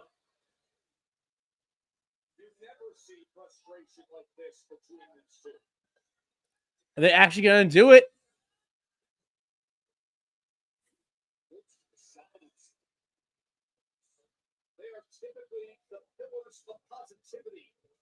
Yeah, but you notice that's frustration about losing. That's not frustration about Kofi Kingston. All he's saying is why.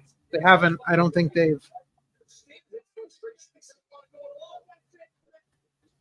He said, I'm tired of this, man. Something's got to change.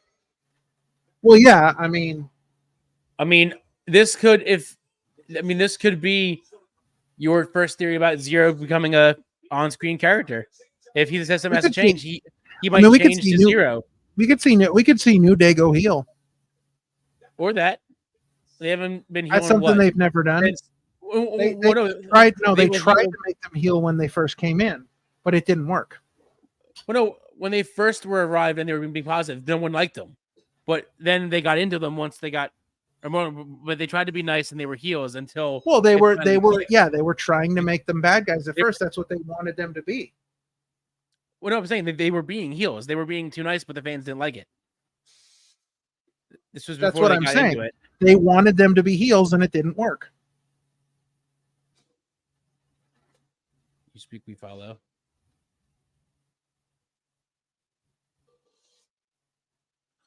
A QR code? Ah, damn it! QR code. Ah, Twitter.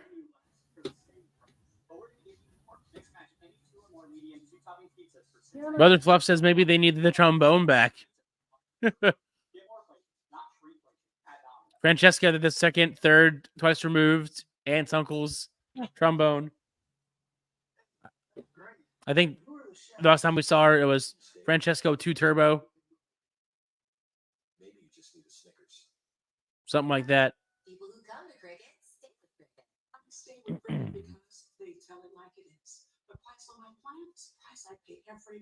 I knew you were messing with me, Henry. I knew you were messing with me. I had a feeling because I would never boot anybody, not even you. Nobody. We are a city of opinions. We like to have everyone's opinions, so no one gets left behind. You guys ever try the New Day cereal? I think I did. I think I bought a box one time because I found it at Spencer's of all stores. I tried it, and it wasn't bad. It wasn't bad.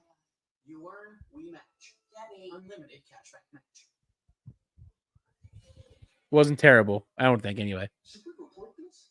Let's twist on it. Cream on the left. It's never happened. Studios. I got you, Vince Henry. I know what you meant. I got you. We're gonna be talking about that this Sunday. Top 5 cereals, bro. Get on that. Get on that. Back at our normal time, 3:30 p.m. Not 7:30 and not 9. 3:30. I may even be on the road for this weekend's episode. I may not be in Jersey for this Sunday's episode. So here's a hot take.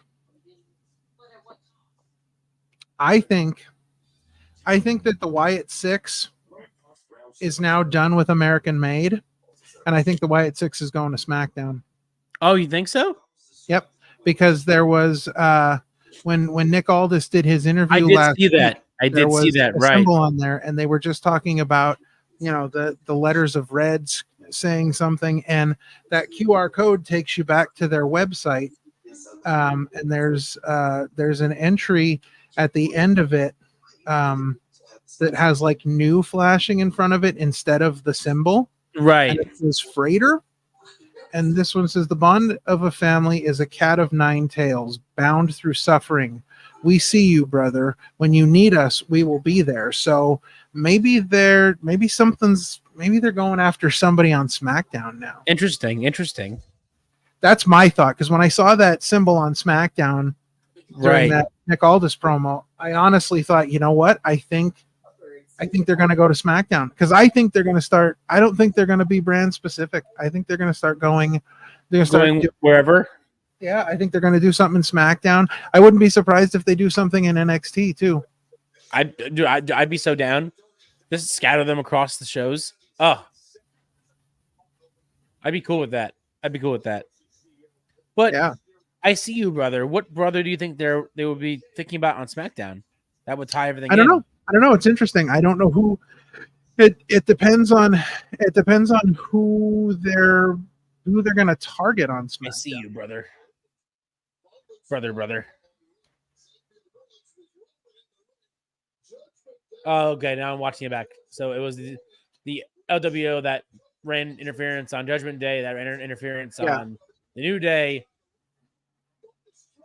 and then they all lost. Yep, the Coupe de Grace. The Coupe de Grace. The Coupe de Grace.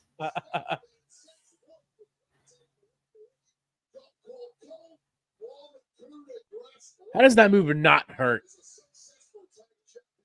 Oh, I'm sure it does. I'm sure of all the moves I've seen that you can stage, that move, I'm sorry, there's no way that it does not hurt. I'm sorry. Just hit that brace for impact and just hope that it doesn't hurt too badly.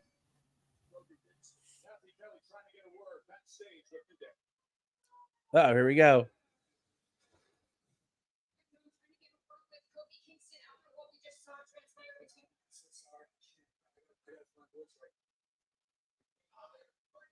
Oh, found him.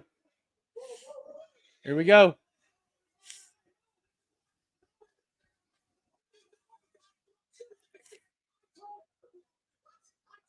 Oh, this is how you bring Kofi back into it.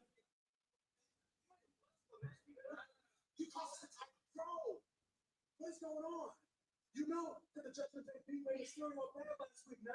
I said we also have our back to the event of the Judgment Day, like the numbers game, which is exactly what they did. What do you think would have happened in the show when they did? So now we need help. When we've never needed help before. We never needed help before because we had E. Now, here we go. It's just me and you. It's just me and you. What? Because we don't have we're not good enough to be champions. It's just us. We're not good enough. We're just saying that I am not good enough. Tell me this. What is the LWO? No, the plan for our tag team title on the top. And your tag team partner. I know nothing. You're leaving me in the dark. I have no clue what the hell's even going on anymore, man. Woo! Woods is hot-headed. Hot-headed. He's mad. He's steaming. But wait, with the New Day, we've had 10 years absolutely no tension. We've never seen anything like this. And now Brother Fluff thinks that they would target Grayson Waller and cause the split with Theory. It's an interesting thought. The problem is what that has meant for others here on Monday Night Raw, because Big Bronson Reed has been leading a wake of destruction. Well, now that's, I mean, I'm seeing some things on I'm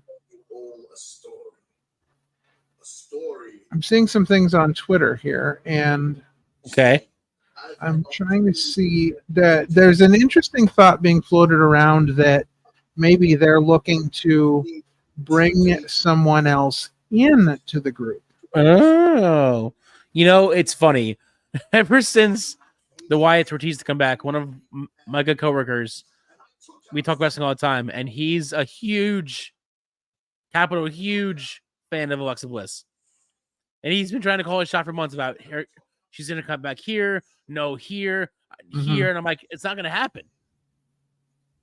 I'm like, I'm sorry. I know you want her back, but I don't see it happening unless she joins the Wyatt Six, because that's what she says she loved the most about being with Wyatt, was that she loved being this dark and sinister character and something different that she can play with. So unless they end that chapter somehow with her coming back, either joining or not joining, that's when you have Bliss come in.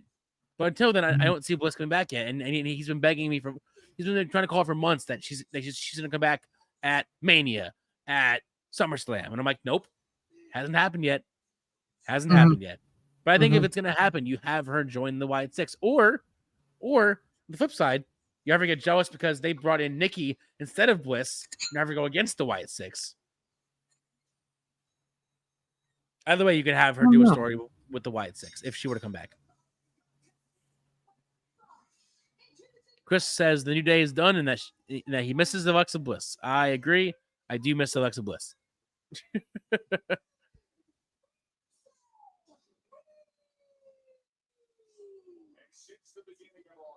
I would almost think same as they did when Braun is, they just have her come back as the goddess and they don't even mention any Wyatt, anything. She's just back as the goddess and then that's it. So some of the things I'm seeing on here are discussing the possibility that this could be about Braun Strowman. Oh. This could be, bringing Braun Strowman back into the fold.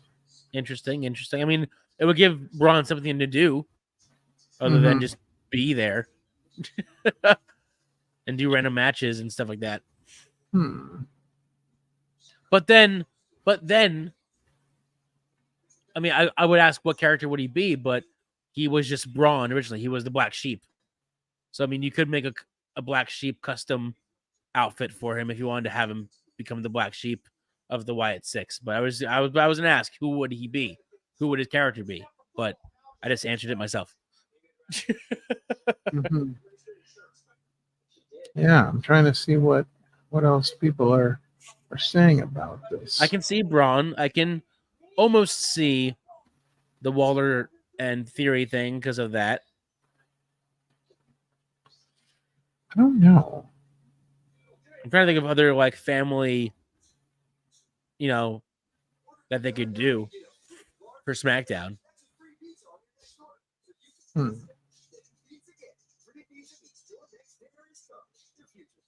don't know.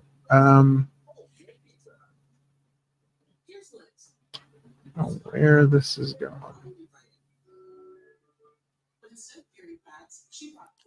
Don't know. Johnny says, I feel like the turn is coming.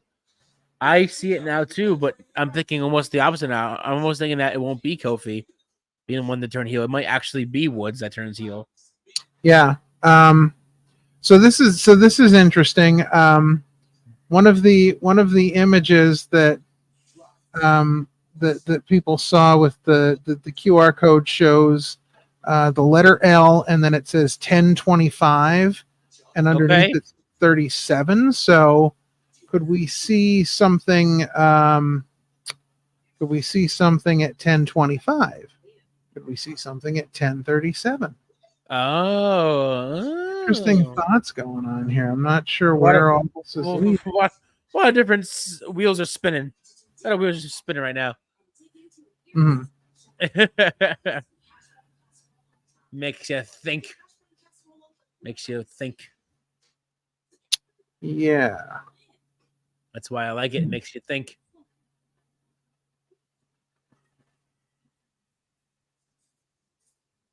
Yeah, there's yeah, just too much to try to figure out. It's crazy. All the lore. Give me all the lore. All of it. Yeah. So we're about 10 minutes past the halfway through mark here on Monday Night Raw. It's been an interesting show so far. Nothing. I mean, the CM Punk promo was crazy. That was intense. We're seeing cracks in the armor of the New Day. I don't think it's the split yet, but I think we're seeing cracks in the armor. I think this is where we may see. I think this is where we may see a change in the New Day. I think we may see a situation very similar to when Candice LeRae convinced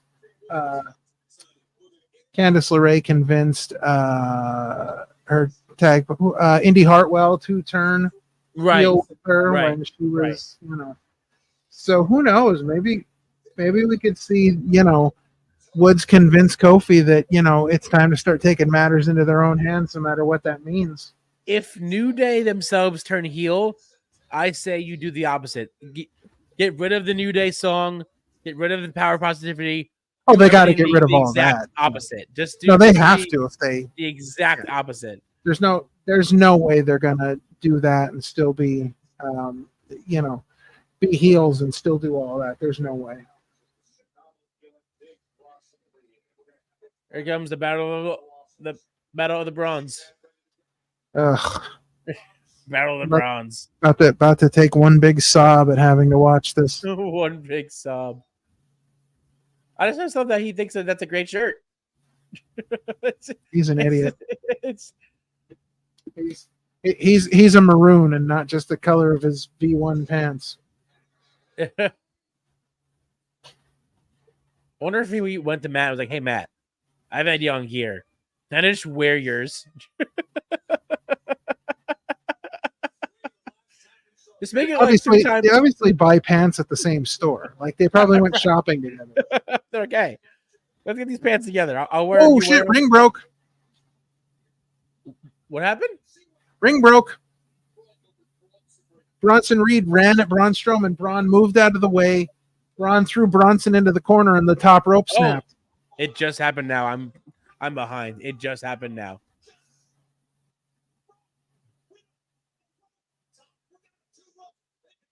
That was meant to happen. Come on. That way you don't have a match. It just happens to be chaos, and then they do it next week. Yeah. Or they still fight without the ring. I don't know. Now it's just a brawl. Battle of the Bronze and a big brawl. Oh, here we go. One-legged Strowman train.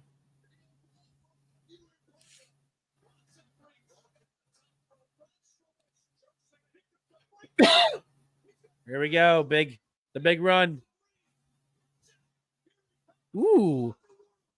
Brother Fluff says the song Manic Monday would be a great opposite to the New Day's current music. Manic Monday.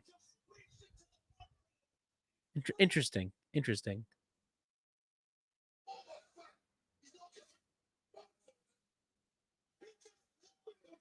The fact that he threw a person at somebody is kind of insane, but this really isn't doing anything for me. Well, it's not even a match at this point. It's just, hey, you broke the ring. Let's brawl. Yeah, but that's kind of doing less for me than actually having a match. I don't know. None of this is. No, I'm not saying it's good. I'm just saying what happened was like, oh, hey, we'll do a spot where we break the ring, and now we'll just cause chaos. I'm not saying it's good. I'm just saying that's what they decided to do.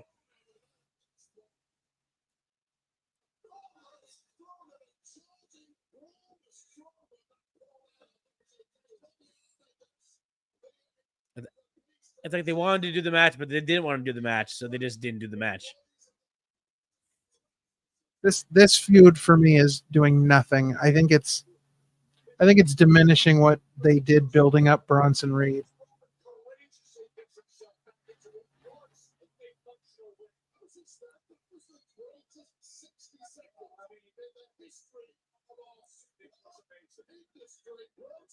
Wade, for once, I do not agree with you.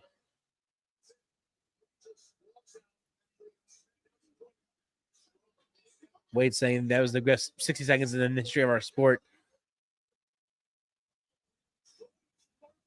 Yeah, no wonder he couldn't get into WrestleMania. It's just crazy that you got the chance in a way to meet him, but not meet him.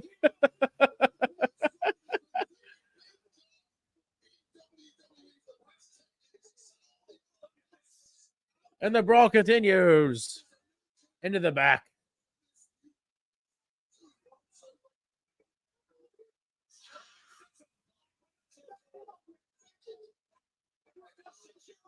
Ooh, he cursed.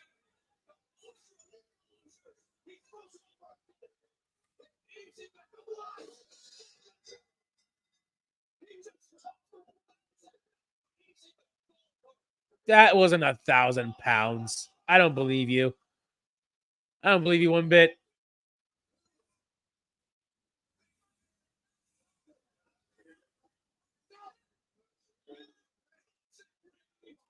Jason Jordan's still looking good, man. I still feel bad that he had to cut his career short, but Jesus, through the plexiglass wall.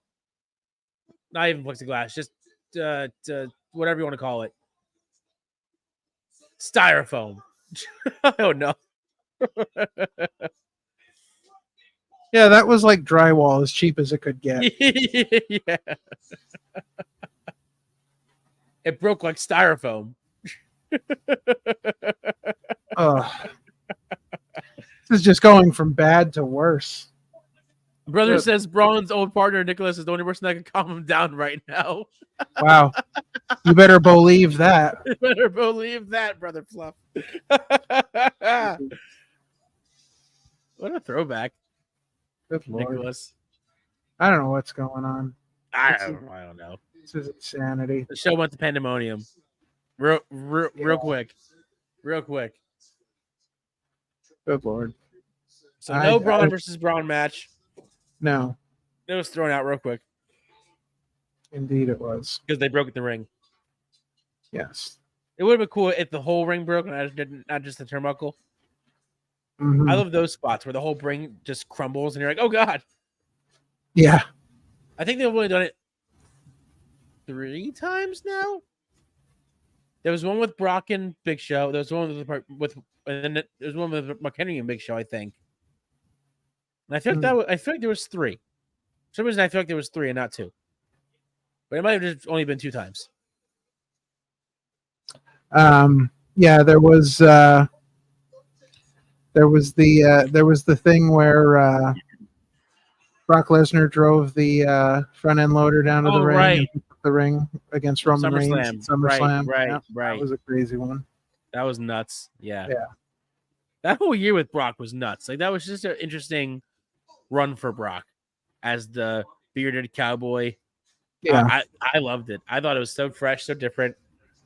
So a different side of Brock. Saw that he can be funny and not just serious all the time. My favorite moment during that time was when I think it was SmackDown where Brock's sitting with Sami Zayn and they're like, let's go hunting, let's go golfing, let's me and you'll go hang out. And then Heyman comes up to the apron and goes, Brock, what are you talking about? Who are you? Like what is this? Yeah. This isn't the Brock that I know. And then Brock snaps and just destroys Sami Zayn. I'm like, this is awesome. This is great. I love this. Yeah. Well, hopefully at this point, I think maybe Raw will turn things around here. We've got about an hour and 10 minutes left Yep. of the show. Hopefully things will turn around a little bit. And just You think, know, I mean- in like 2 some odd weeks' time, this will be the last 10 minutes of the show. Yeah. So at this Crazy. point, I would be Crazy. like, wow, I pretty much wasted my evening. So No. at least it, yes. I mean, there has been, to be completely honest, there has been nothing on this Raw so far that I have needed to see. Like the CM Punk promo was pretty good, you know, but I mean, I probably could have gotten as much from him on Twitter as, you know, or TikTok as I got from him in that promo. There hasn't been anything must see for me right now. I was don't know. confused by this ad, but it's for War Games. Oh, yeah. Yeah. The intro threw me off because I was like, why are we looking at a weird sky? I thought maybe it was finally like the teaser for Stranger Things season 5. I've been so hyped. I'm like, yes, finally. Because I'm waiting for that to come out, man. I can't wait.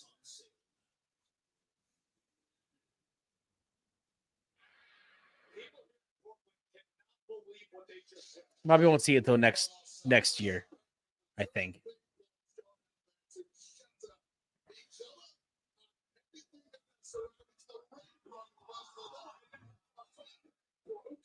And this is really, I mean, this is really like, this is not even as impressive as when Bronson Reed put him through the car. Right. That was like the big moment.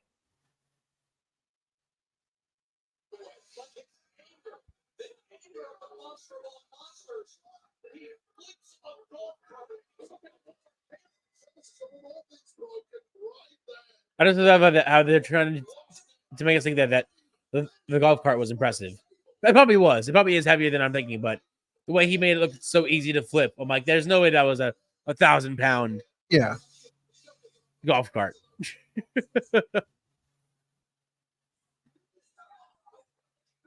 They're still in pieces. They're both dead. That's it. They're both lifeless. So, so Johnny, are you telling me that one of the security guards was Manny Lemons? Yeah, I was gonna say we gotta know who it is now. We gotta scope it out. I'm pretty sure that's what you're telling me. Yeah. Ludwig. You seriously want to have that conversation again right now? I'm in the middle of a Bronson Reed catastrophe at your song. What is more important than the World Heavyweight Challenge? And as I've told the World Heavyweight Champion, I'm working on his challenges since he doesn't want to face Sami Zayn, who, by the way, makes a compelling case for the match. So, yeah, Sami Zayn, I asked you for adequate opponents. Adequate. And you throwing back Sami Zayn, yes. What are we talking about? Oh, speaking of Sami Zayn, he appears on the screen.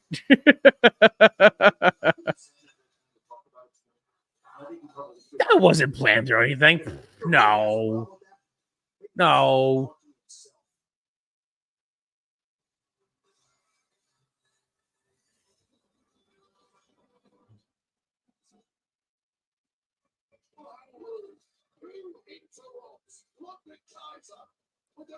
I mean, I don't know if that's if it's backstage. Is it really an interruption?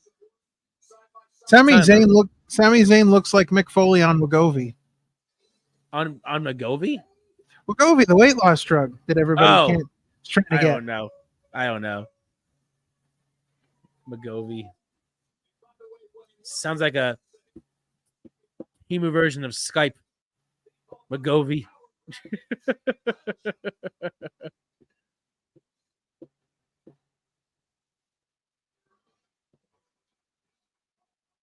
Zayn's gonna make his case for why he needs to face Gunther. He's gonna finally accept. There's gonna be your match for Bad Blood. I don't know. Gunther's just gonna call him a coward, or Zayn's gonna call Gunther a coward. He's gonna piss him off. He's gonna say, "Fine, you want to." I think Gunther's gonna come out and say no again. I think they're gonna play this up for a while. Oh yeah, I mean, don't you have What, like I 2 more do. weeks until the event? Brother Fluff says my son wins. He texted me and said Bronson and Braun need to go to anger management with Dr. Shelby. I know I'm standing in the middle of the ring, in the middle of a red hot crowd here in Portland, Oregon. G-pop.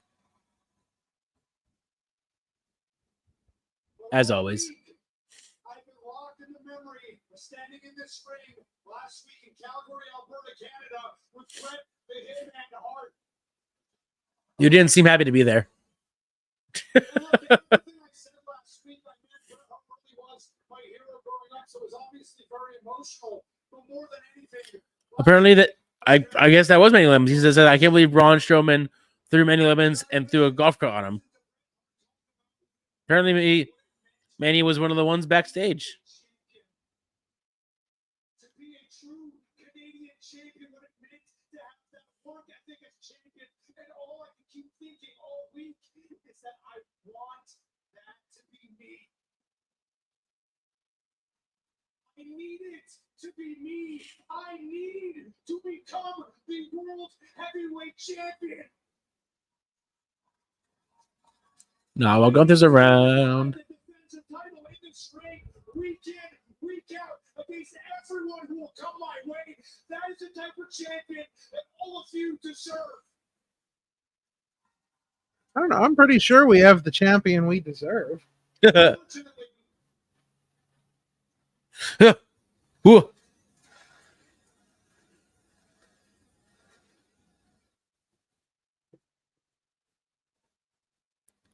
Sammy isn't happy. our current world heavyweight champion, Gunther, Don't boo greatness. has repeatedly declined every single time I have challenged them for a world championship opportunity. And he says it's because I am not on his level.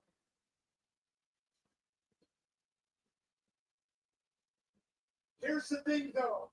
I don't believe that. And I don't think he believes it either. Here's what I think. I think I'm in his head. I think he remembers exactly what happened at WrestleMania this year in Philadelphia. Here we go again. Like people just feeling entitled. Like, oh, you know, I want a title shot, so I'm just gonna come out and say it and make it so. I beat him before, and I can beat him again. I mean, he's making a compelling case.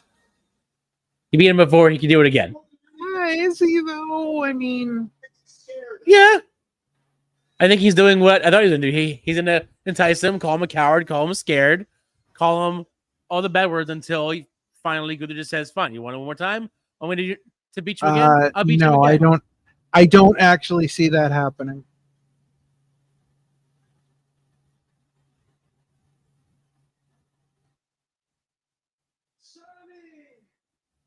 Sonny, what are you doing here?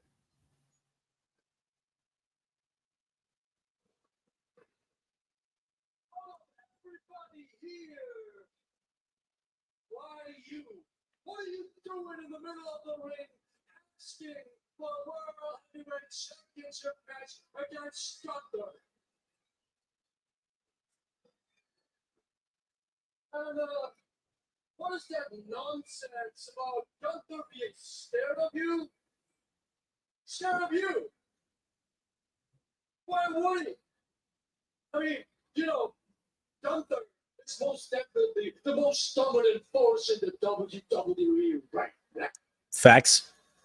And if anything, he is trying to protect you, Sammy. He is trying to save you from the worst embarrassment of your entire life. More facts. You want to talk about WrestleMania, huh? Talk about WrestleMania, Sammy. WrestleMania undoubtedly was the greatest night of your career. I mean, For the first and only time, I saw your own family looking up to you instead of looking down on you. Damn. Damn. Shots fired. Truth. Damn. Miracles never happen twice.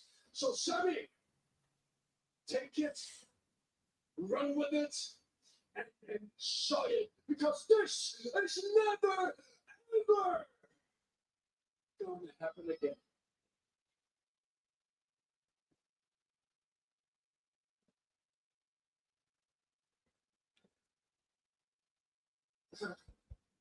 You know, one thing I find it very, very strange that you're out here talking for Gunther, because I know Gunther doesn't need you to speak for him. Oh. In fact, Gunther doesn't need you for anything. Ouch. Wow. Ouch. Well, you know what I think, Ludwig? Other than that sick coat flip catch he does. That's tough talk coming from a guy who looks like he should be on a roll of brawny paper towels. I'm out here talking about my desire to prove myself, and I obviously see that you have that too. You're like any one of us. That's why you turned on your partner Vinci. That's why you broke up your tag team with Imperium. You're looking to stand on your own 2 feet and show the world exactly what it is you're capable of. You're just like any one of us. I get it. Ludwig is much too smart for this. That's Gunther's mouthpiece. Oh. Look, you want to come out here and talk to me, say something to my face, that's fine. No problem. Say it. You don't need to speak for Gunther. If you're going to come out here, at least have the balls to speak for yourself. Damn. Now we're getting somewhere. Here he comes. The champ himself, baby. Watch him walk out, say no, and leave. Right away. Just walks out, says nothing, just goes, "Hey, Sammy." No. And just leaves. I'd be okay with that. My answer is still no. Goodbye. Next segment. Next segment.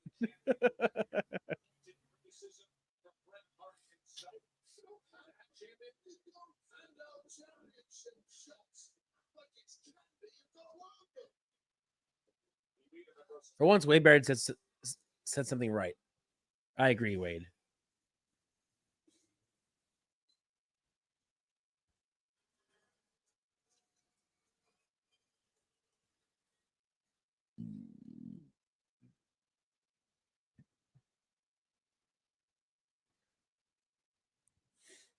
I'll answer your challenge in a little bit, but first. Uh-oh.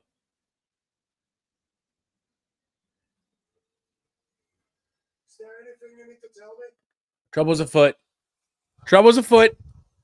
No good. No good.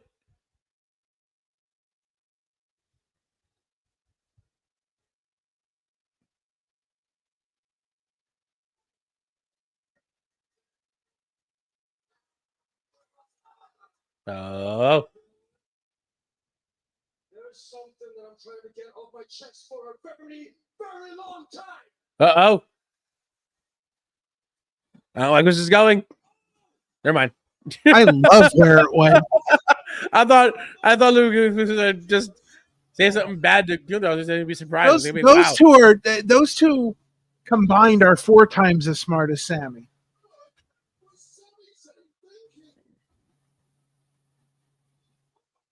Look at the smile on Gunther's face.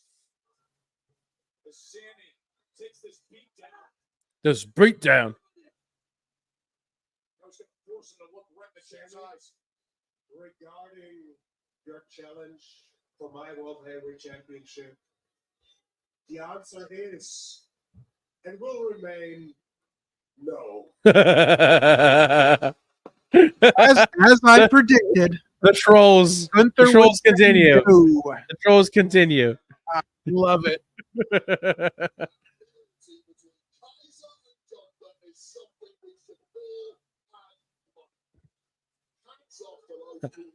No. That was class. Uh-oh. Sammy's still trying to fight. To discuss things honorably to his face. Instead, he turns and levels Sami Zayn. That's class. And now he's giving him more. Number 2. Oh.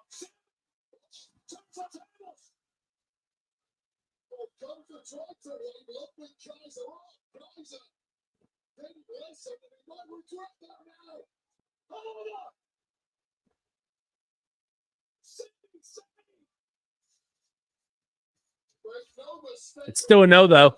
Well, listen, every squirrel eventually finds a nut. It's still a no for Still now. no. This is sort of reminding me of, what was it, Michaels versus Taker, where Michaels wanted round 2 and Taker just kept saying no. Like, no, we're done. No.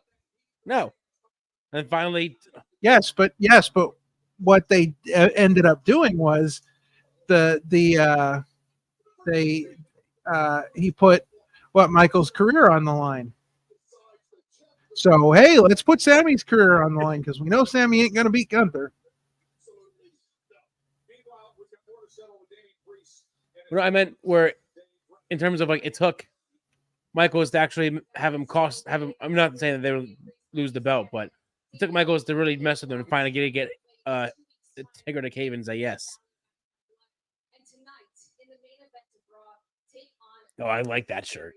I want that shirt now too. I want all the shirts.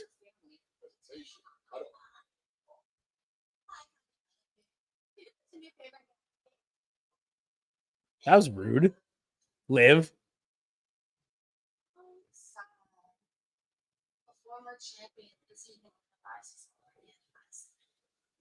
Ouch. You know, it wasn't hard for the Judgment Day to choose between you and Rhea and me and Second Song. I actually wish you could hear what the boys say about you guys now. 2 lonely, pathetic, desperate losers hanging on to the only time in your lives we were ever on top. You know what I think? What? I can't believe that somebody in the Judgment Day actually has a set. You should protect that. Because when Rhea gets her hands on you, she's going to shove them down your throat. Oh. And you know what? I don't know what you're over here doing that around you. Go find Dominic and give him a kiss goodbye. So I get my hands on him. I'm putting your scumbag boyfriend down. Oh. Bye, Susia. Oh.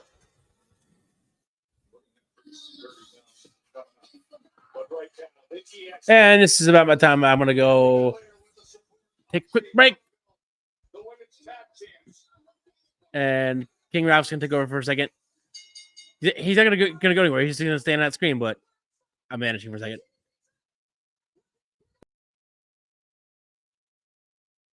Terrible. There, I'm in the middle. This is hey, there we go. All right. So I'm not enjoying Bianca Belair. I'm not enjoying Jade Cargill. Yes, agreed. The bathroom break match. I'm gonna hang out here with you until the bathroom break is over and entertain you while everyone is gone. I have no interest in this. I love I love Damage Control. I love the Kabuki Warriors, Io Sky. They're all great. I have a feeling like they're stuck in this feud with Bianca and Jade, which again, it's ridiculous that they even have the titles. So I don't know. It's it is what it is. I don't know what this match is going to do. I don't know what this match is going to accomplish. And I've been feeling that way about a lot of Raw tonight. I'm not really sure what these things are accomplishing anymore. They're not I don't know. So let's run down a few things here. We talked about this earlier and we'll talk about it again. Going through the last few episodes of the Opinion City podcast, back on episode 70, we had a great conversation with our good friend, one of one, Chris White. Had a great conversation about all kinds of things, including music. And you may be seeing Chris White coming back to the channel soon, so keep an eye out on that. But check out this interview. Very interesting stuff from Chris White. Then we had a great conversation with Tiffany Avatar. You learn things about her that you just didn't know, things that you would be surprised to learn about her. Very interesting episode, which led us into episode 72 with Evelyn Sage. And Evelyn's first podcast, she did a great job. A lot of interesting conversation there as well. And as we brought up at the beginning of the show, this is probably one of the interviews that we did where we had the most like real conversation about the person outside of the wrestler. And so that was really exciting as well. And then, of course, make sure you're around this Sunday for our interview with the Real Jack Martins, New Jersey's own Real Jack Martins. That should be really exciting. And then next week, we've got Selena and Johnny Pierce are joining us together. We're making history here, bringing back 2 guests in one show. We're super excited for that. We've had great episodes with both of them previously.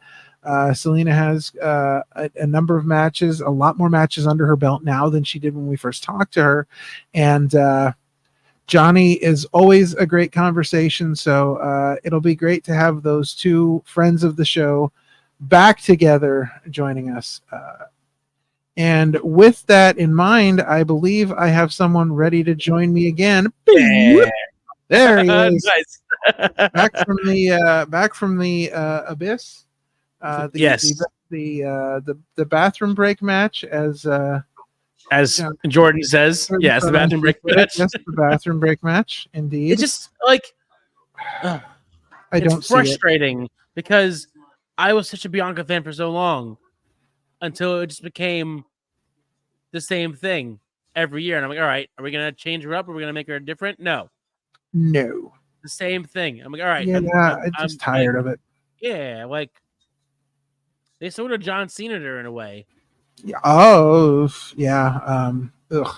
And I like saying that because Cena has had a much longer career with it, but yeah, that just meant that it's very much like he Bianca's refused to go away. Of hustle, loyalty, and respect, but it's Bianca's, gross EST We thing. don't I'm need like, all that. right, like I'm good. No, we don't need any of that. We know you're the great test, whatever EST. Yeah, like, it's time to move on. Yes, and it's Jade and Bianca don't need the belts anymore. They haven't needed them for the last month or so. What they needed to do was fight each other. Indeed. Or start to fight each other. Listen, she needs to be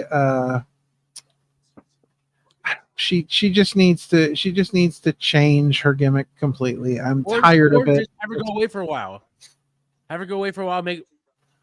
Let's to the point where we almost forget she exists, and then have her come back with a new look, a new song, a new theme, a whole new everything, and then just have her come back to the fold then. Yeah, I could, I don't know. I could do with not seeing her again. Maybe she can do a retirement tour like Cena and just go. I don't think she's bad. I just think she needs a new character. I'd be okay. I don't see what she adds to things right now, to be honest. I hope her eye's okay, because that bump was gnarly, and her eye looked gnarly. Is she wearing an eye patch? No, I think it's makeup, like her face paint. Okay, because her eye got messed up.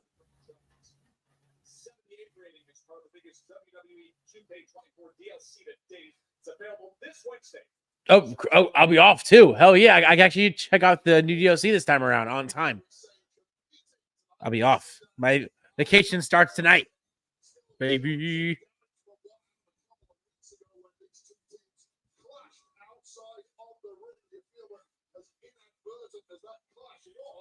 Part of me wants to see Beetlejuice tomorrow. Just by myself. Oh, yeah. But like, I don't know. I could do like Matinee show. Ooh, there's a good one. Overall, Jordan Kirby, what's y'all's rating on Triple H booking in 2024? Are you enjoying it so far or not? I would give it about a 50% at this point. I'm still on the fence about it because I feel like we're seeing things going in the right direction, but then I see things that I say to myself, well, these are the kind of things we would see with Vince still around. Right. So I'm not 100% on board yet. I think a lot of what they're doing as far as the PLEs, earlier times, Saturday night, smaller cards, international markets, I think a lot of the things they're doing are the right things. Right. My concern about the whole situation is, are these things the right things that are happening because Triple H is making these moves, or are these the right things that are happening because Endeavor is getting more involved in the overall product, the overall Right. look, feel, the kind of taking some of the things that they've done with UFC and Right. kind of bringing WWE into the fold. So I don't know for sure. I think Triple H has had a lot of ideas for a long time, and I think we're starting to see some of those things.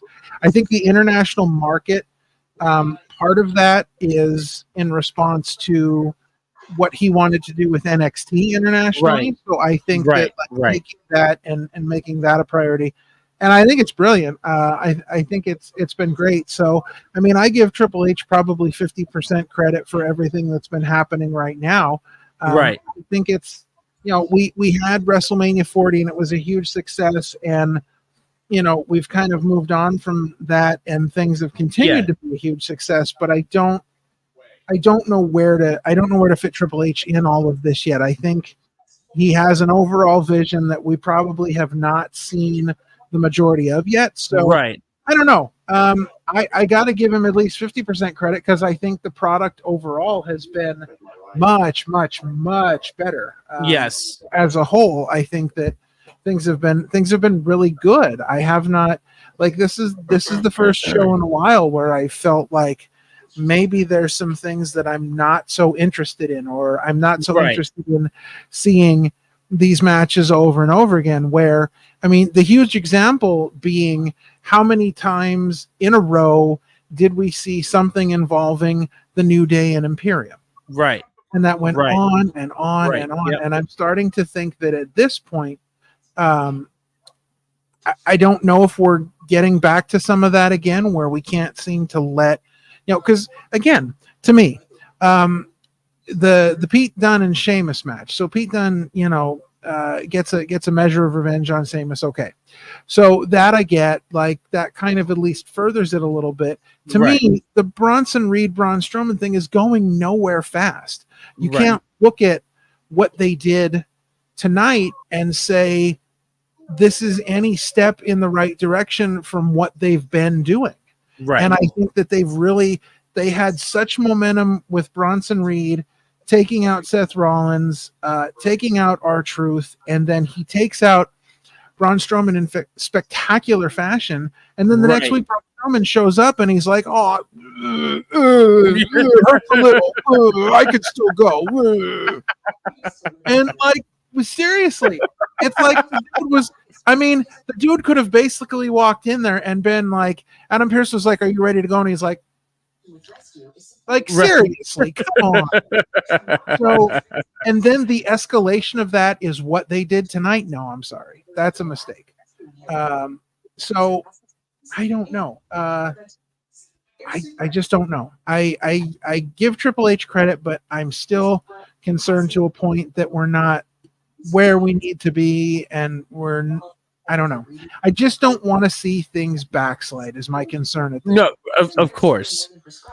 Of course. I think I don't remember who I was talking to, but I remember this time last year, someone was saying that even if Vince is gone, there's still a lot of his stories are still sort of lingering. So I think that someone had said to me by Mania 41 is that would be Triple H's full reset. Yeah. And from here on out, it's just Triple H because most of the stories that Vince had would have been done by this past year's Mania, or sooner. And now it should be all of Triple H's ideas going forward. So now we'll see. I've been enjoying what I've been seeing so far. I've been greatly enjoying the Wyatt Six stuff. I think that was the jolt of energy I needed to be back into watching Raw, because for a while Raw was kind of slogging along. I didn't know where it's kind of the direction I wanted, where it was going. And then the Wyatt Six showed up, and I was like, all right, this is kind of a fresh air. It breaks things up. It was cool. It still is cool. I think there's been more stop-start storylines than I thought there would be in the post-Vince era, but I think that's just because of releases and things that happened kind of suddenly, like with the Odyssey Jones thing. He had just debuted on the main roster, I think 3 weeks before everything happened, and he was promptly fired. So there was no, like, you didn't have time to let it breathe because of how fast things happen with that. So I guess I'll give that one maybe a pass, but like there have been some with Vince that was very start-stop. Like he had no direction for this character, and then they would just stop. So I think the Wyatt Six is a great example of why I'm a little concerned, because the Wyatt Six started off good, and then we had some real missteps. Like we were doing the video thing, which was okay, but then we got like 2 videos in a row that really didn't tell us anything. They didn't give us anything about the characters that they were, supposed to be about. I still don't feel like we know enough about these individual people, and that was kind of the point of the videos, was we were supposed to be learning about these people, and I really don't think we've learned about that. Then we had the moment where Adam Pearce was going into his office, and Bo Dallas was sitting there.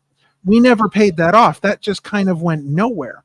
But then they ended the whole thing, kind of came full circle, because we had their in-ring debut. We had the stuff with the American Made in the Street fight. So I think they kind of turned it around, but I think that's a great example of where we had this great idea and we had this great gimmick and angle where we had a few missteps in the middle, but we turned it around. So I think that kind of exemplifies where I'm at with like my concern that things that are so good and really should kind of right themselves, like it's almost hard to kind of take missteps with these things. I don't want to see that be an example of like we still have the capacity to kind of fall flat on our face a little bit. So right. I'm a little concerned about they that. were very close with this past year's Mania.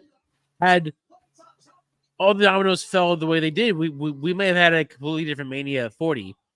Had Rollins not gotten too injured, had Rollins had to do this and this had to do that, and CM Punk getting injured at the Rumble, like, and The Rock stepping in. It was gonna be. There's a lot of things that could have Rollins changed. versus Punk at the Rumble at Mania had Punk not got injured. That was where they were gonna go with that direction. It was gonna be Rollins Punk Mania 40 night 1 or whatever. And Cody just recently said that he would not divulge what the original plan was, but he said fans knew what the original plan was for his character at Mania 40. They would have been even more pissed than they were. I think Meltzer or his co-host mentioned sort of the idea being that after Cody said the whole thing of I'm not doing the match at Mania to me next time, there was going to be an injury angle that was going to write him off of why he's going to miss Mania.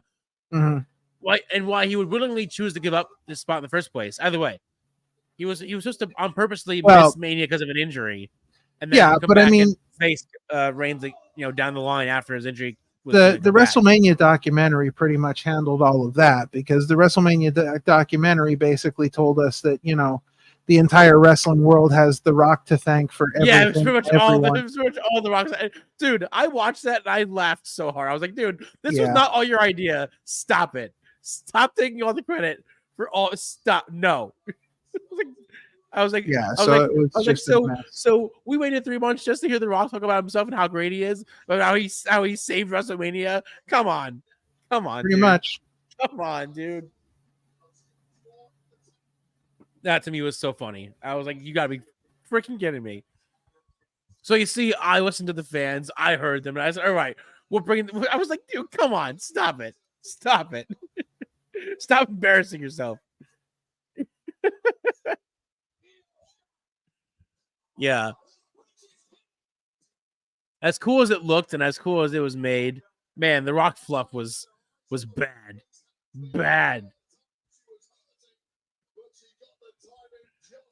Having all of them say, "Oh, the Rock was so great." I'm like, dude, come on. What are we doing?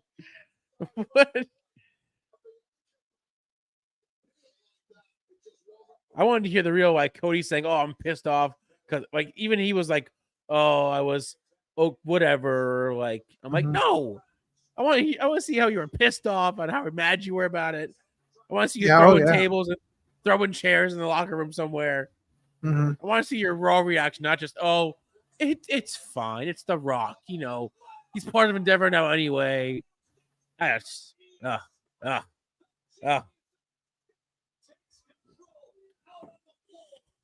Mania was fun, but getting to that part of Mania was just rough. It was a rough watch. That whole build-up was a rough watch to get to that match.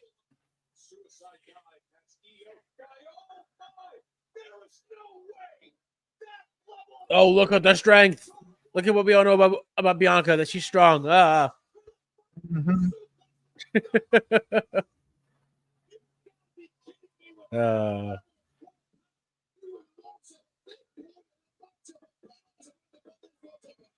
doesn't need to lose this match.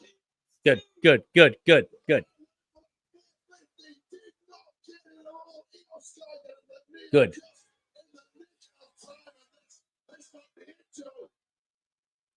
Not good. Don't like. Negative.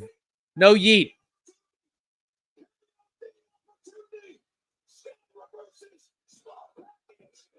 Okay, good. Okay. Yeah. All right. Good. Get beat. Good. That made it worth it. Io Sky won.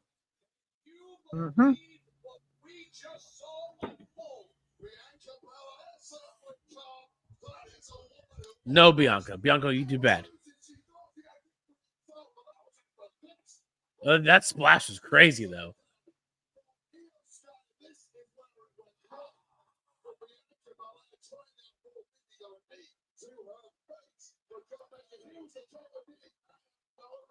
Jordan says, "Can we just have a mid-card women's title? Because every time I see the women's tag title, I just want to puke and vomit. And Bianca and Jade do nothing for the women's tag title. It's been lifeless."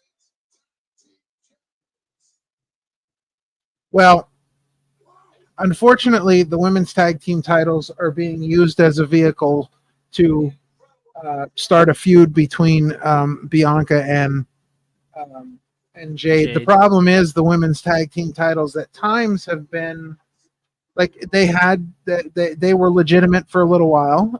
You know, when you had like the Unholy Union. I don't honestly think we'll ever see a women's mid-card title because we will never see women's wrestling taken as seriously as the men's, unfortunately. And I think it's a situation where, you know, they're kind of stuck with the women's tag titles right now, and they don't really know what to do with them. Right. But I don't honestly think we'll ever see a mid-card title.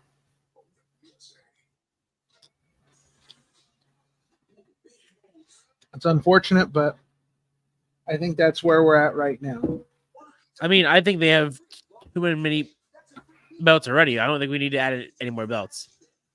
If anything, I think if we did away with the women's tag titles, no one would really miss it or really care because they didn't treat it as such a big deal. I think if they got rid of LA Knight, nobody would miss him and nobody would care. I don't know about that. There's a lot more fans than you think. I don't know. I've been hearing a lot of stuff lately about how he's not been getting the reactions at live events and PLEs that we think he is.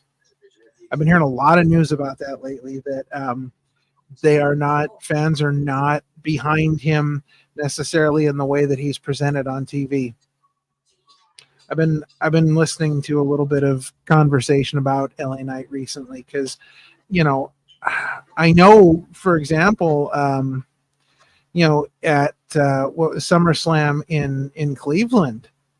I mean, you could audibly hear it during the pay-per-view that, you know, when he came out, the crowd was not what you are led to believe that the crowd normally is. It was very quiet for him, and part of it, you know, part of it was, I think, Logan Paul being from Cleveland, number one. But even then, like the crowd was very mixed for Logan Paul. So I was very surprised because that was one of the first things. Sonia and I were watching SummerSlam, and that was one of the first things I said to her. Is I'm like, this crowd is not really behind LA Knight at all when they really should be, because again, you know, Logan Paul being presented as this ultimate villain, and you know, this bad guy and whatever, you know, has been running around with this title for how long and hardly defending it, and being very blatant about that too, saying, why would I defend the title? Because then, you know, there's a chance I could lose it. Like the less I defend, the longer I keep the title. As soon as he won it, I'm pretty sure it was a joke, but he filmed a skit where he was trying to pawn off the United States title at a pawn shop. See, I mean, worth to like you know, sell it. Just being like the ultimate jerk. Like, how much can I sell it for? How much can I pawn this belt off for? Like, well, I mean, you know, look at what people have done with the belt in the past. CM Punk kept it in the refrigerator after he left. Like, people do crazy stuff with belts all the time. Like, yeah, I'm sure he wasn't really trying to pawn it, but right. You know, I don't know. It's American Made promo. Ooh.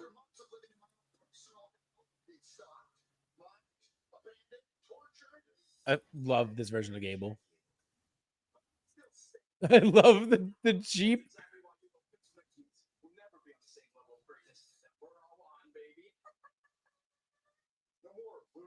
Inmates, a bunch of weirdos that traded in their wrestling boots for medical grip stocks. Do you hear me? You can't kill Jack Gable. You can't kill the American spirit, and you can't kill American made. We're done with those 5150 freaks. It's time to bring respect and honor back to the ring. We don't quit. We don't surrender, and we don't know some history. I love this promo so much. That was so good. That was so good. Oh, I'm sold. I'm more sold than I was already. I'm sold. American Made, you have my heart. I love that she called them 5150 freaks. I heard that too. I was like, holy crap. Let's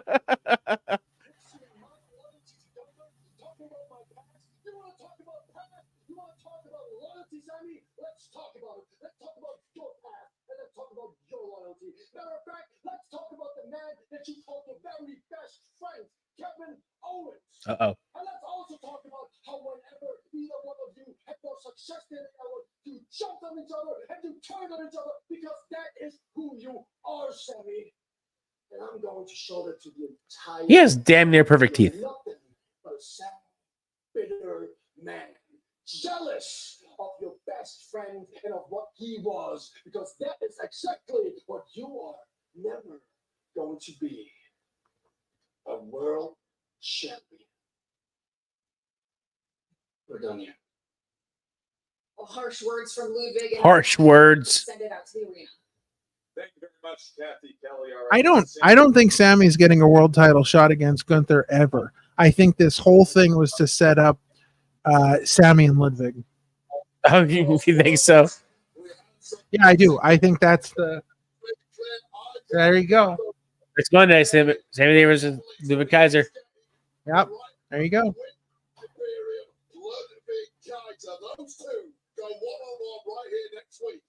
Next week. Now we hear the Drew next Monday. Yeah. Back and forth. Ping pong. Hey.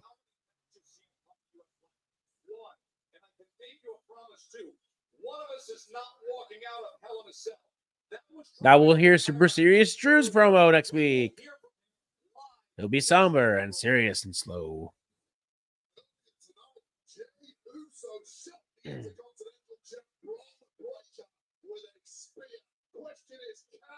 Braun better spear Uso out of his boots multiple times to retain the belt.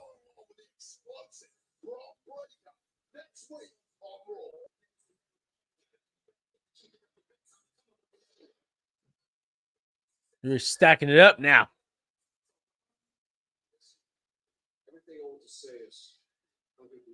A lot of bright colors on this week's show.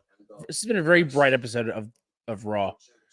Next week against That's it. So you too. Hello there, mate. Oh boy. See, you've been getting friendly with Jey Uso, huh? And you've been full of praise for Damien and Rhea. You know, The shirts throw me off because they haven't called him this yet. I'm like so confused. you might want to think a little more about who you choose as your friends. Friends is such a strong word, but I do respect Rhea, Damien, and Jay. That's a lot more than I can say for any of you. Whoa. Ilya, this is just a friendly remark. But next time, the message won't be delivered so nicely. Now we gotta go take care of one of your friends. Bring it back. It's coming up. Judgment Day is coming out. And Dirty Dom is ready for action. Yeah, I think that was a misstep or a miss wardrobe choice for them. If you're not going to call them the new name, don't wear the new shirts. It gives mixed signals. Gives very mixed signals. Yeah, I don't know what's going on there. Well, it was rumored months ago that once this new Judgment Day formed, they were going to change their name to Street Trash. Why, I don't know. But it looks like they started the merchandise, but not the name. Well, it doesn't make any sense because literally it's been like 2 weeks since we've seen the new Judgment Day gear. They did the new Judgment Day logo. They did the new entrance and the video stuff, like the video package on the wall. Unless that's just like their nickname. That's what they're calling themselves, Street Trash, which still doesn't make sense. But, I mean, it would make more sense if that's the reason. They call themselves Street Trash. I don't know. Doesn't make sense right now. I'm very confused.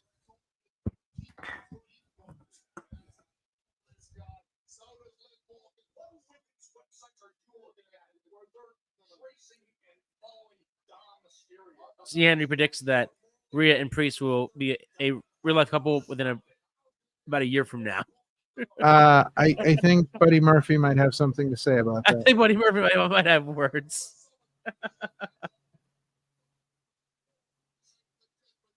Listen, I wouldn't mess with Buddy. He could probably kill me.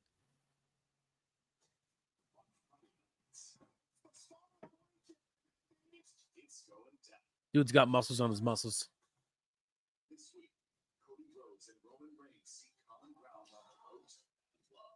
All right, so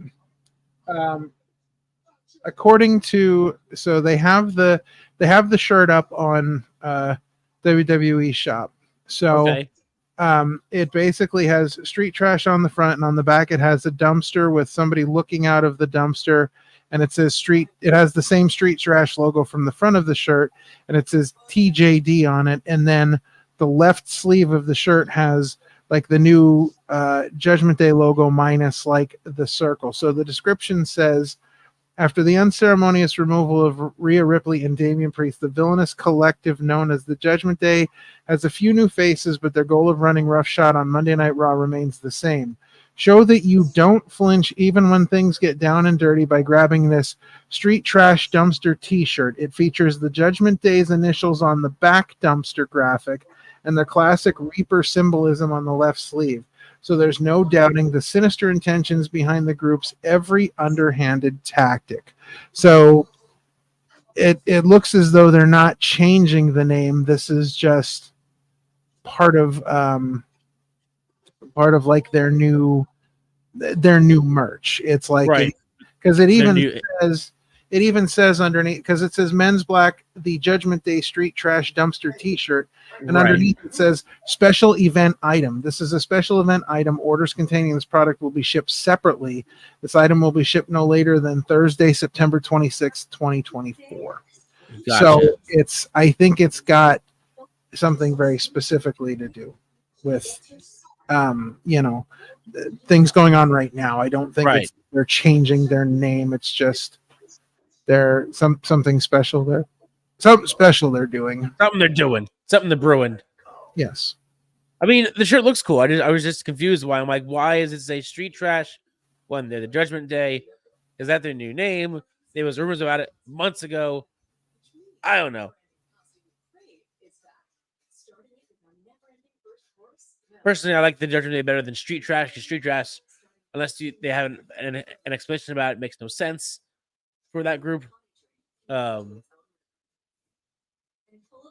Makes sense now for the shirt, but doesn't make sense as a name. Yeah.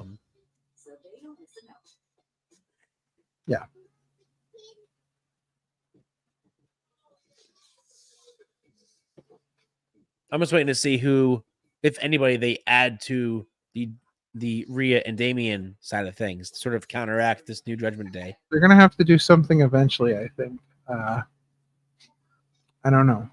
You bring someone back? Do you use someone that's already on the roster? Sure. Yeah, there's I mean, there's a lot of questions as to, what they could do, what they're going to do. I don't know. Hard to say. But I think they're going to have to do something eventually. I think there's. Well, yeah, because they can't be, 2-on-4 or 2-on-5 for this long. They have to, have some sort of plan or backup to help them, and it not be Jey Uso. Sure. Somebody else, another crew, groups. Speaking of groups, what are your thoughts? I keep hearing that there's possibility that we might see the Hurt Business or the Hurt Syndicate on the indie scene. I don't know. Not the indie scene, maybe like one of the major other shows, but we might see what's been trademarked as the Hurt Syndicate, because the Hurt Business is already taken. I don't know. At this point, I don't know. I mean, it's possible, but at this point, I'm just like, it doesn't really do anything for me, to be honest. It's possible because I know, I know that there were plans that they were trying to bring it back before they got released and left. Well, because they were showing like backstage segments and little teasers that they were trying to do something. But it was supposed to be they had plans, they had merch, like the whole thing was ready to go, and then the rug just got kind of pulled out from underneath them. So I don't know if I see it still happening. I don't know. It's I feel like it's kind of too little too late at this point.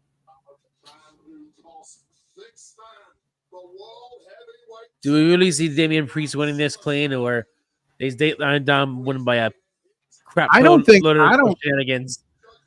I don't think this is. I don't even know if this is going to be much of a match. To me, I think it's going to be shenanigans all around from beginning to end. Right. I don't see Judgment Day not getting involved. I think it's going to be a big mess. I think it's going to end in a huge brawl. And in the chaos. Yeah. Chaotic ending.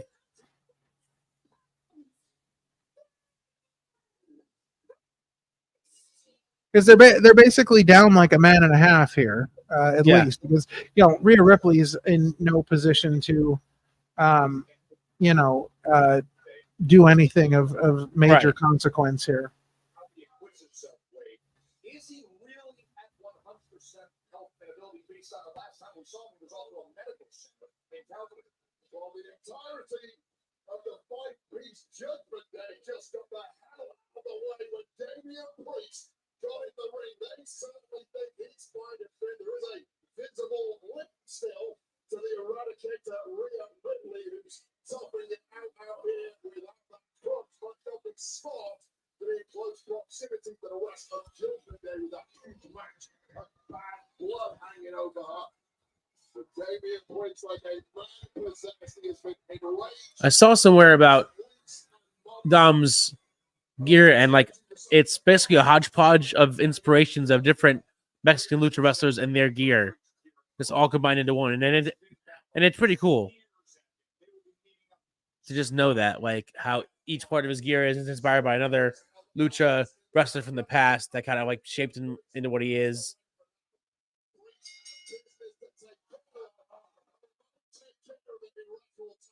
Wasting no time at all, just throwing Dominic Mysterio around the ring. Damn.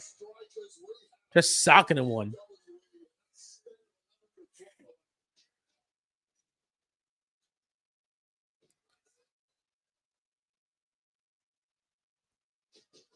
Jesus.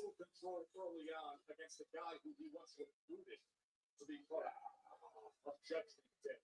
Looking like an unfair fight at this point. Clear size disparity.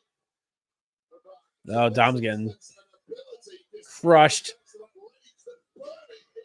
by Big Bad Damien. Bending back that wrist, twisting that arm to fit the evolution of these two. Damn. Nice kick. Continue to fall alongside their father.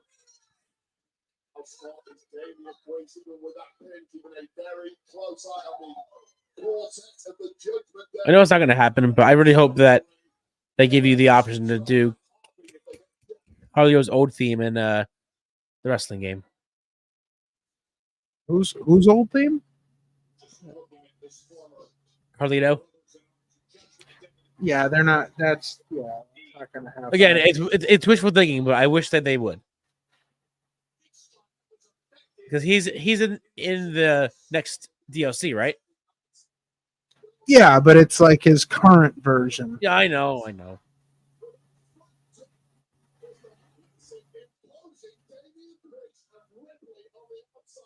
Like I said, wishful thinking.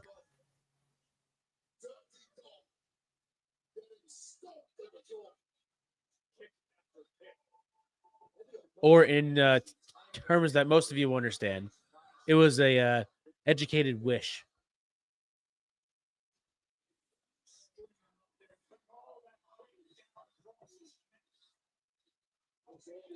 Oh, okay, Jordan. He says, what if War Games is Team Destruction versus Team Street Trash, with Team Destruction being Rhea, Damien, Jay, Dragunov, and Ray, and Street Trash being Liv, Dom, JD, Finn, and Carlito? First off, they're not going to have women and men in the cage at the same time. I don't see that happening, but I'm not interested in any kind of combination of like Damien, Jay, Dragunov, and Ray. Like I'm not, it's not doing anything for me.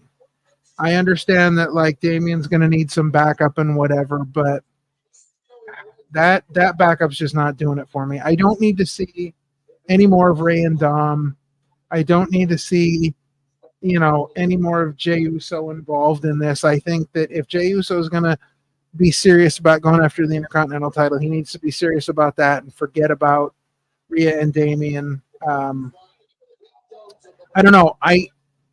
I think I need to see more of people that are like Damien and Rhea joining their team, rather than just like a hodgepodge of like guys who have, some sort of issue with the Judgment Day. Because I don't want to, if we're putting together a team, I don't want to see it be a one-off type of thing. I want to see it be like the Judgment Day when they first formed, but now Damien forming his own group. Yeah. Damn. Got socked in one. A good one.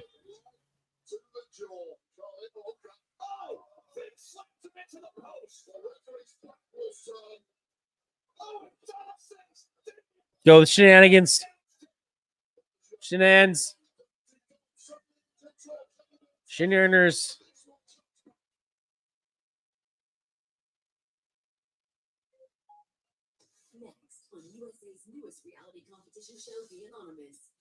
I love when they have important main events like this and cut to commercial. They do it every time. Every Well, time.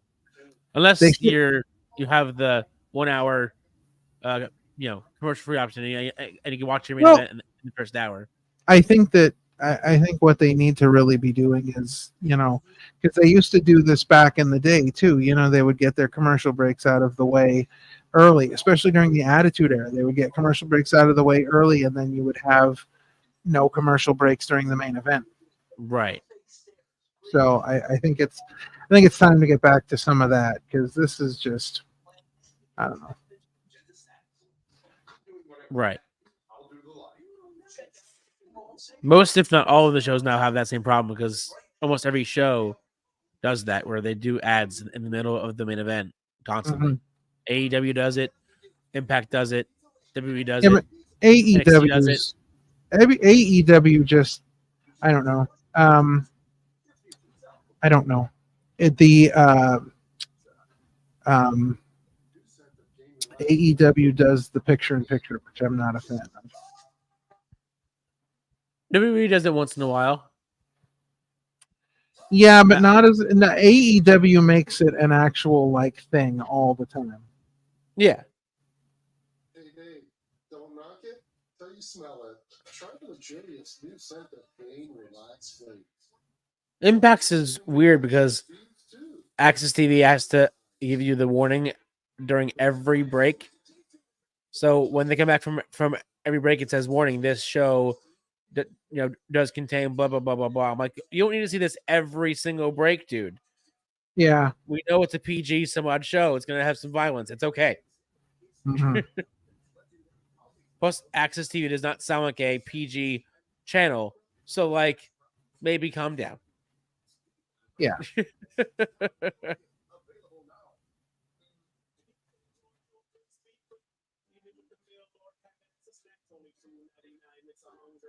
Wasn't NWA supposed to be going on the CW, or is still going on the CW? Did that ever get canceled? NXT? No. What are you talking about? NWA was supposed to have a deal. Yeah, that got CW. canceled. They screwed all that up. They did Right. They did something during a show that was highly offensive, and that got canceled. Right.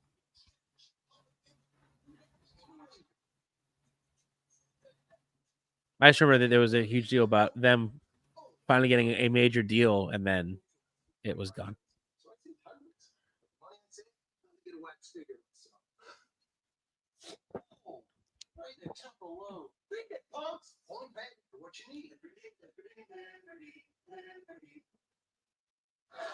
On your way, John Mysterio started to take control. Standing first now, reverses course.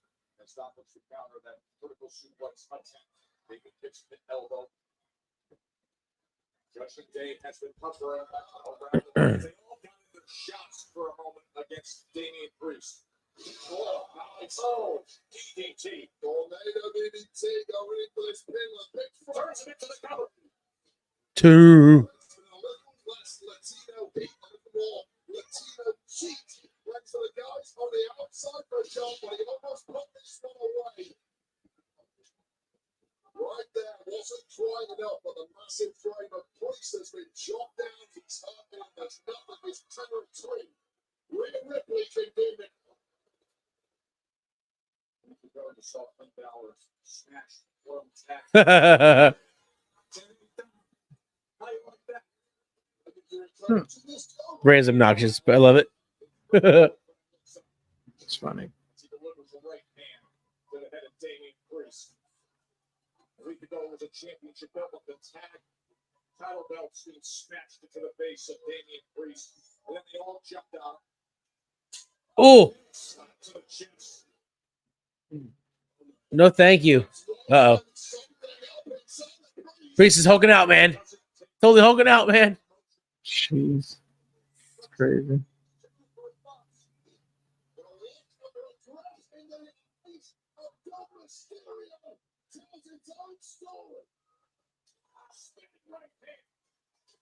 Damn.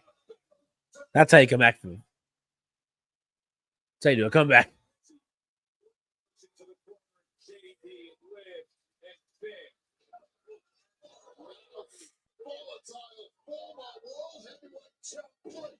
Nice. Henry says, yeah, Rhea's definitely looking at Priest with them hungry eyes. Stop it.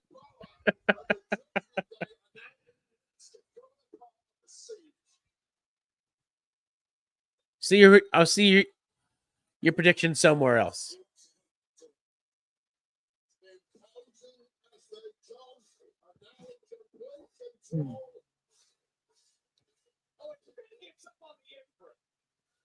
More shenanigans. Ref, what are you doing? You're after your job. He is doing his job. He's being oblivious.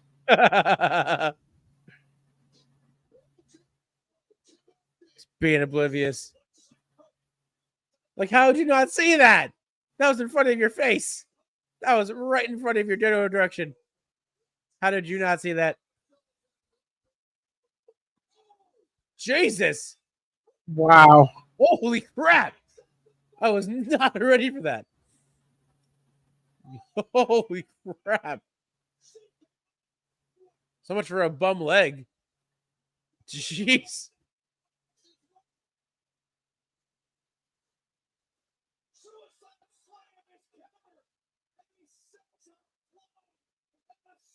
Oh, God. Causing the chaos.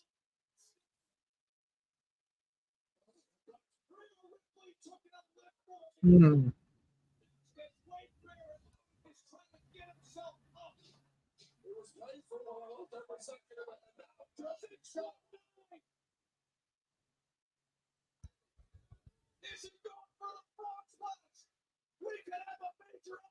Oh, nope.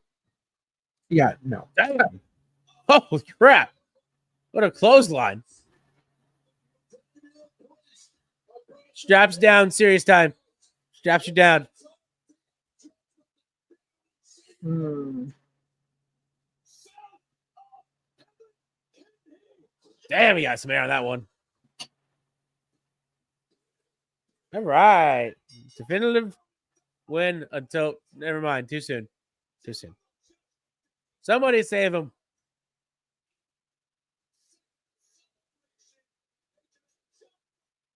It's going to be Jay. It's going to be Jay.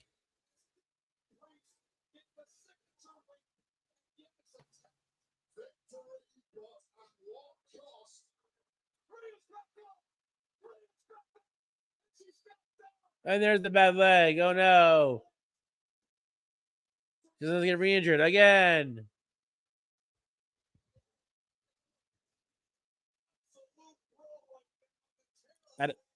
Yep, there he is. I knew it. Called it. Called it. Jeez.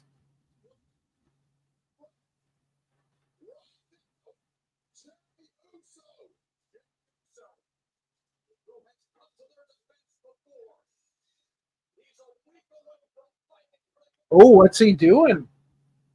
Oh, God. Holy crap. Jesus. Holy crap. But the storyline here is his hesitation to get in the ring and help. Right. That's the storyline. Forget Braun. Yeah. He paused. He didn't run, he walked.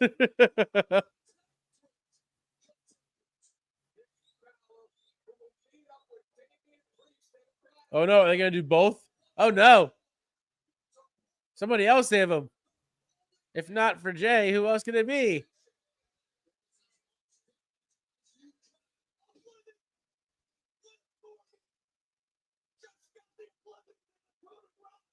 Jeez. You want freaking team to stay strong? This is how you freaking do it. God damn.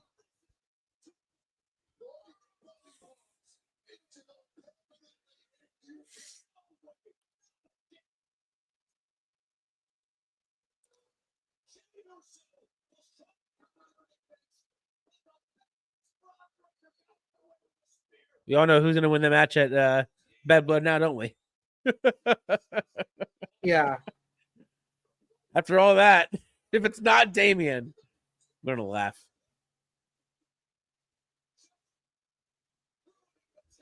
Showing them on top at the end of the show again. The Judgment Day's reign continues. Well, another 3 hours of Monday Night Raw in the books. Yeah. It's been an interesting show to say the least. Some high points, some low points, some good stuff, some bad stuff. Of course. You know, it's been interesting. Yes. So, yeah. So thanks for joining us, Yes, Sean. thank you. 1 to 5, what would you give SmackDown or Monday Night Raw tonight? What would you rate the show? I don't know. I go like middle of the road, 3.5. Okay, all right. I don't want to go anything. I definitely wouldn't put it in the 4 ranges. No. I'm gonna give it a 3. I'm like right in the middle. Some good, some bad. Nothing really exciting that stood out to me. Nothing that makes me want to, nothing must see. Let's just put it that way. Right. I think this is just an okay Raw. It hasn't been a great Raw. So just okay, but just okay. Yes. So do not forget this coming Sunday, we've got our interview with the Real Jack Martin's New Jersey Zone. Yeah, check that out. Check out this past Sunday's episode with Evelyn Sage. Lots of fun. Don't forget Wednesday night at 7:30 p.m. Another brand new episode of The List comes out. That's Sean and I giving you our top 5 lists. Just short episodes. You can tune in at 7:30, watch that, finish up with it, and head right on over to watch some AEW Dynamite. And then, of course, on Friday, don't forget, chilling with 1 bro, 2 bros, who knows what bros. 1 bro, no bros. Bros. There's a ton of possibilities for what could happen here with the chilling with the bros, but never in know any who'll instance, someone will be there to chill with you and watch Friday Night SmackDown, the second episode on the USA Network. So we'll see episode 2. How things go after that first episode. Yes. So again, we appreciate everybody coming out tonight. We appreciate everybody in the chat, questions, comments, all that good stuff. Thanks for joining us again. It's been another fun time hanging out with everybody. Always. So remember to like, share, and subscribe. It's very important, and you guys have been great at it so far. So continue to like, share, and subscribe to the YouTube channel. We appreciate every single one of you, every single time you join us, every single time you give us that thumbs up. We really appreciate it. So we do really appreciate it, Henry. We do. We absolutely do.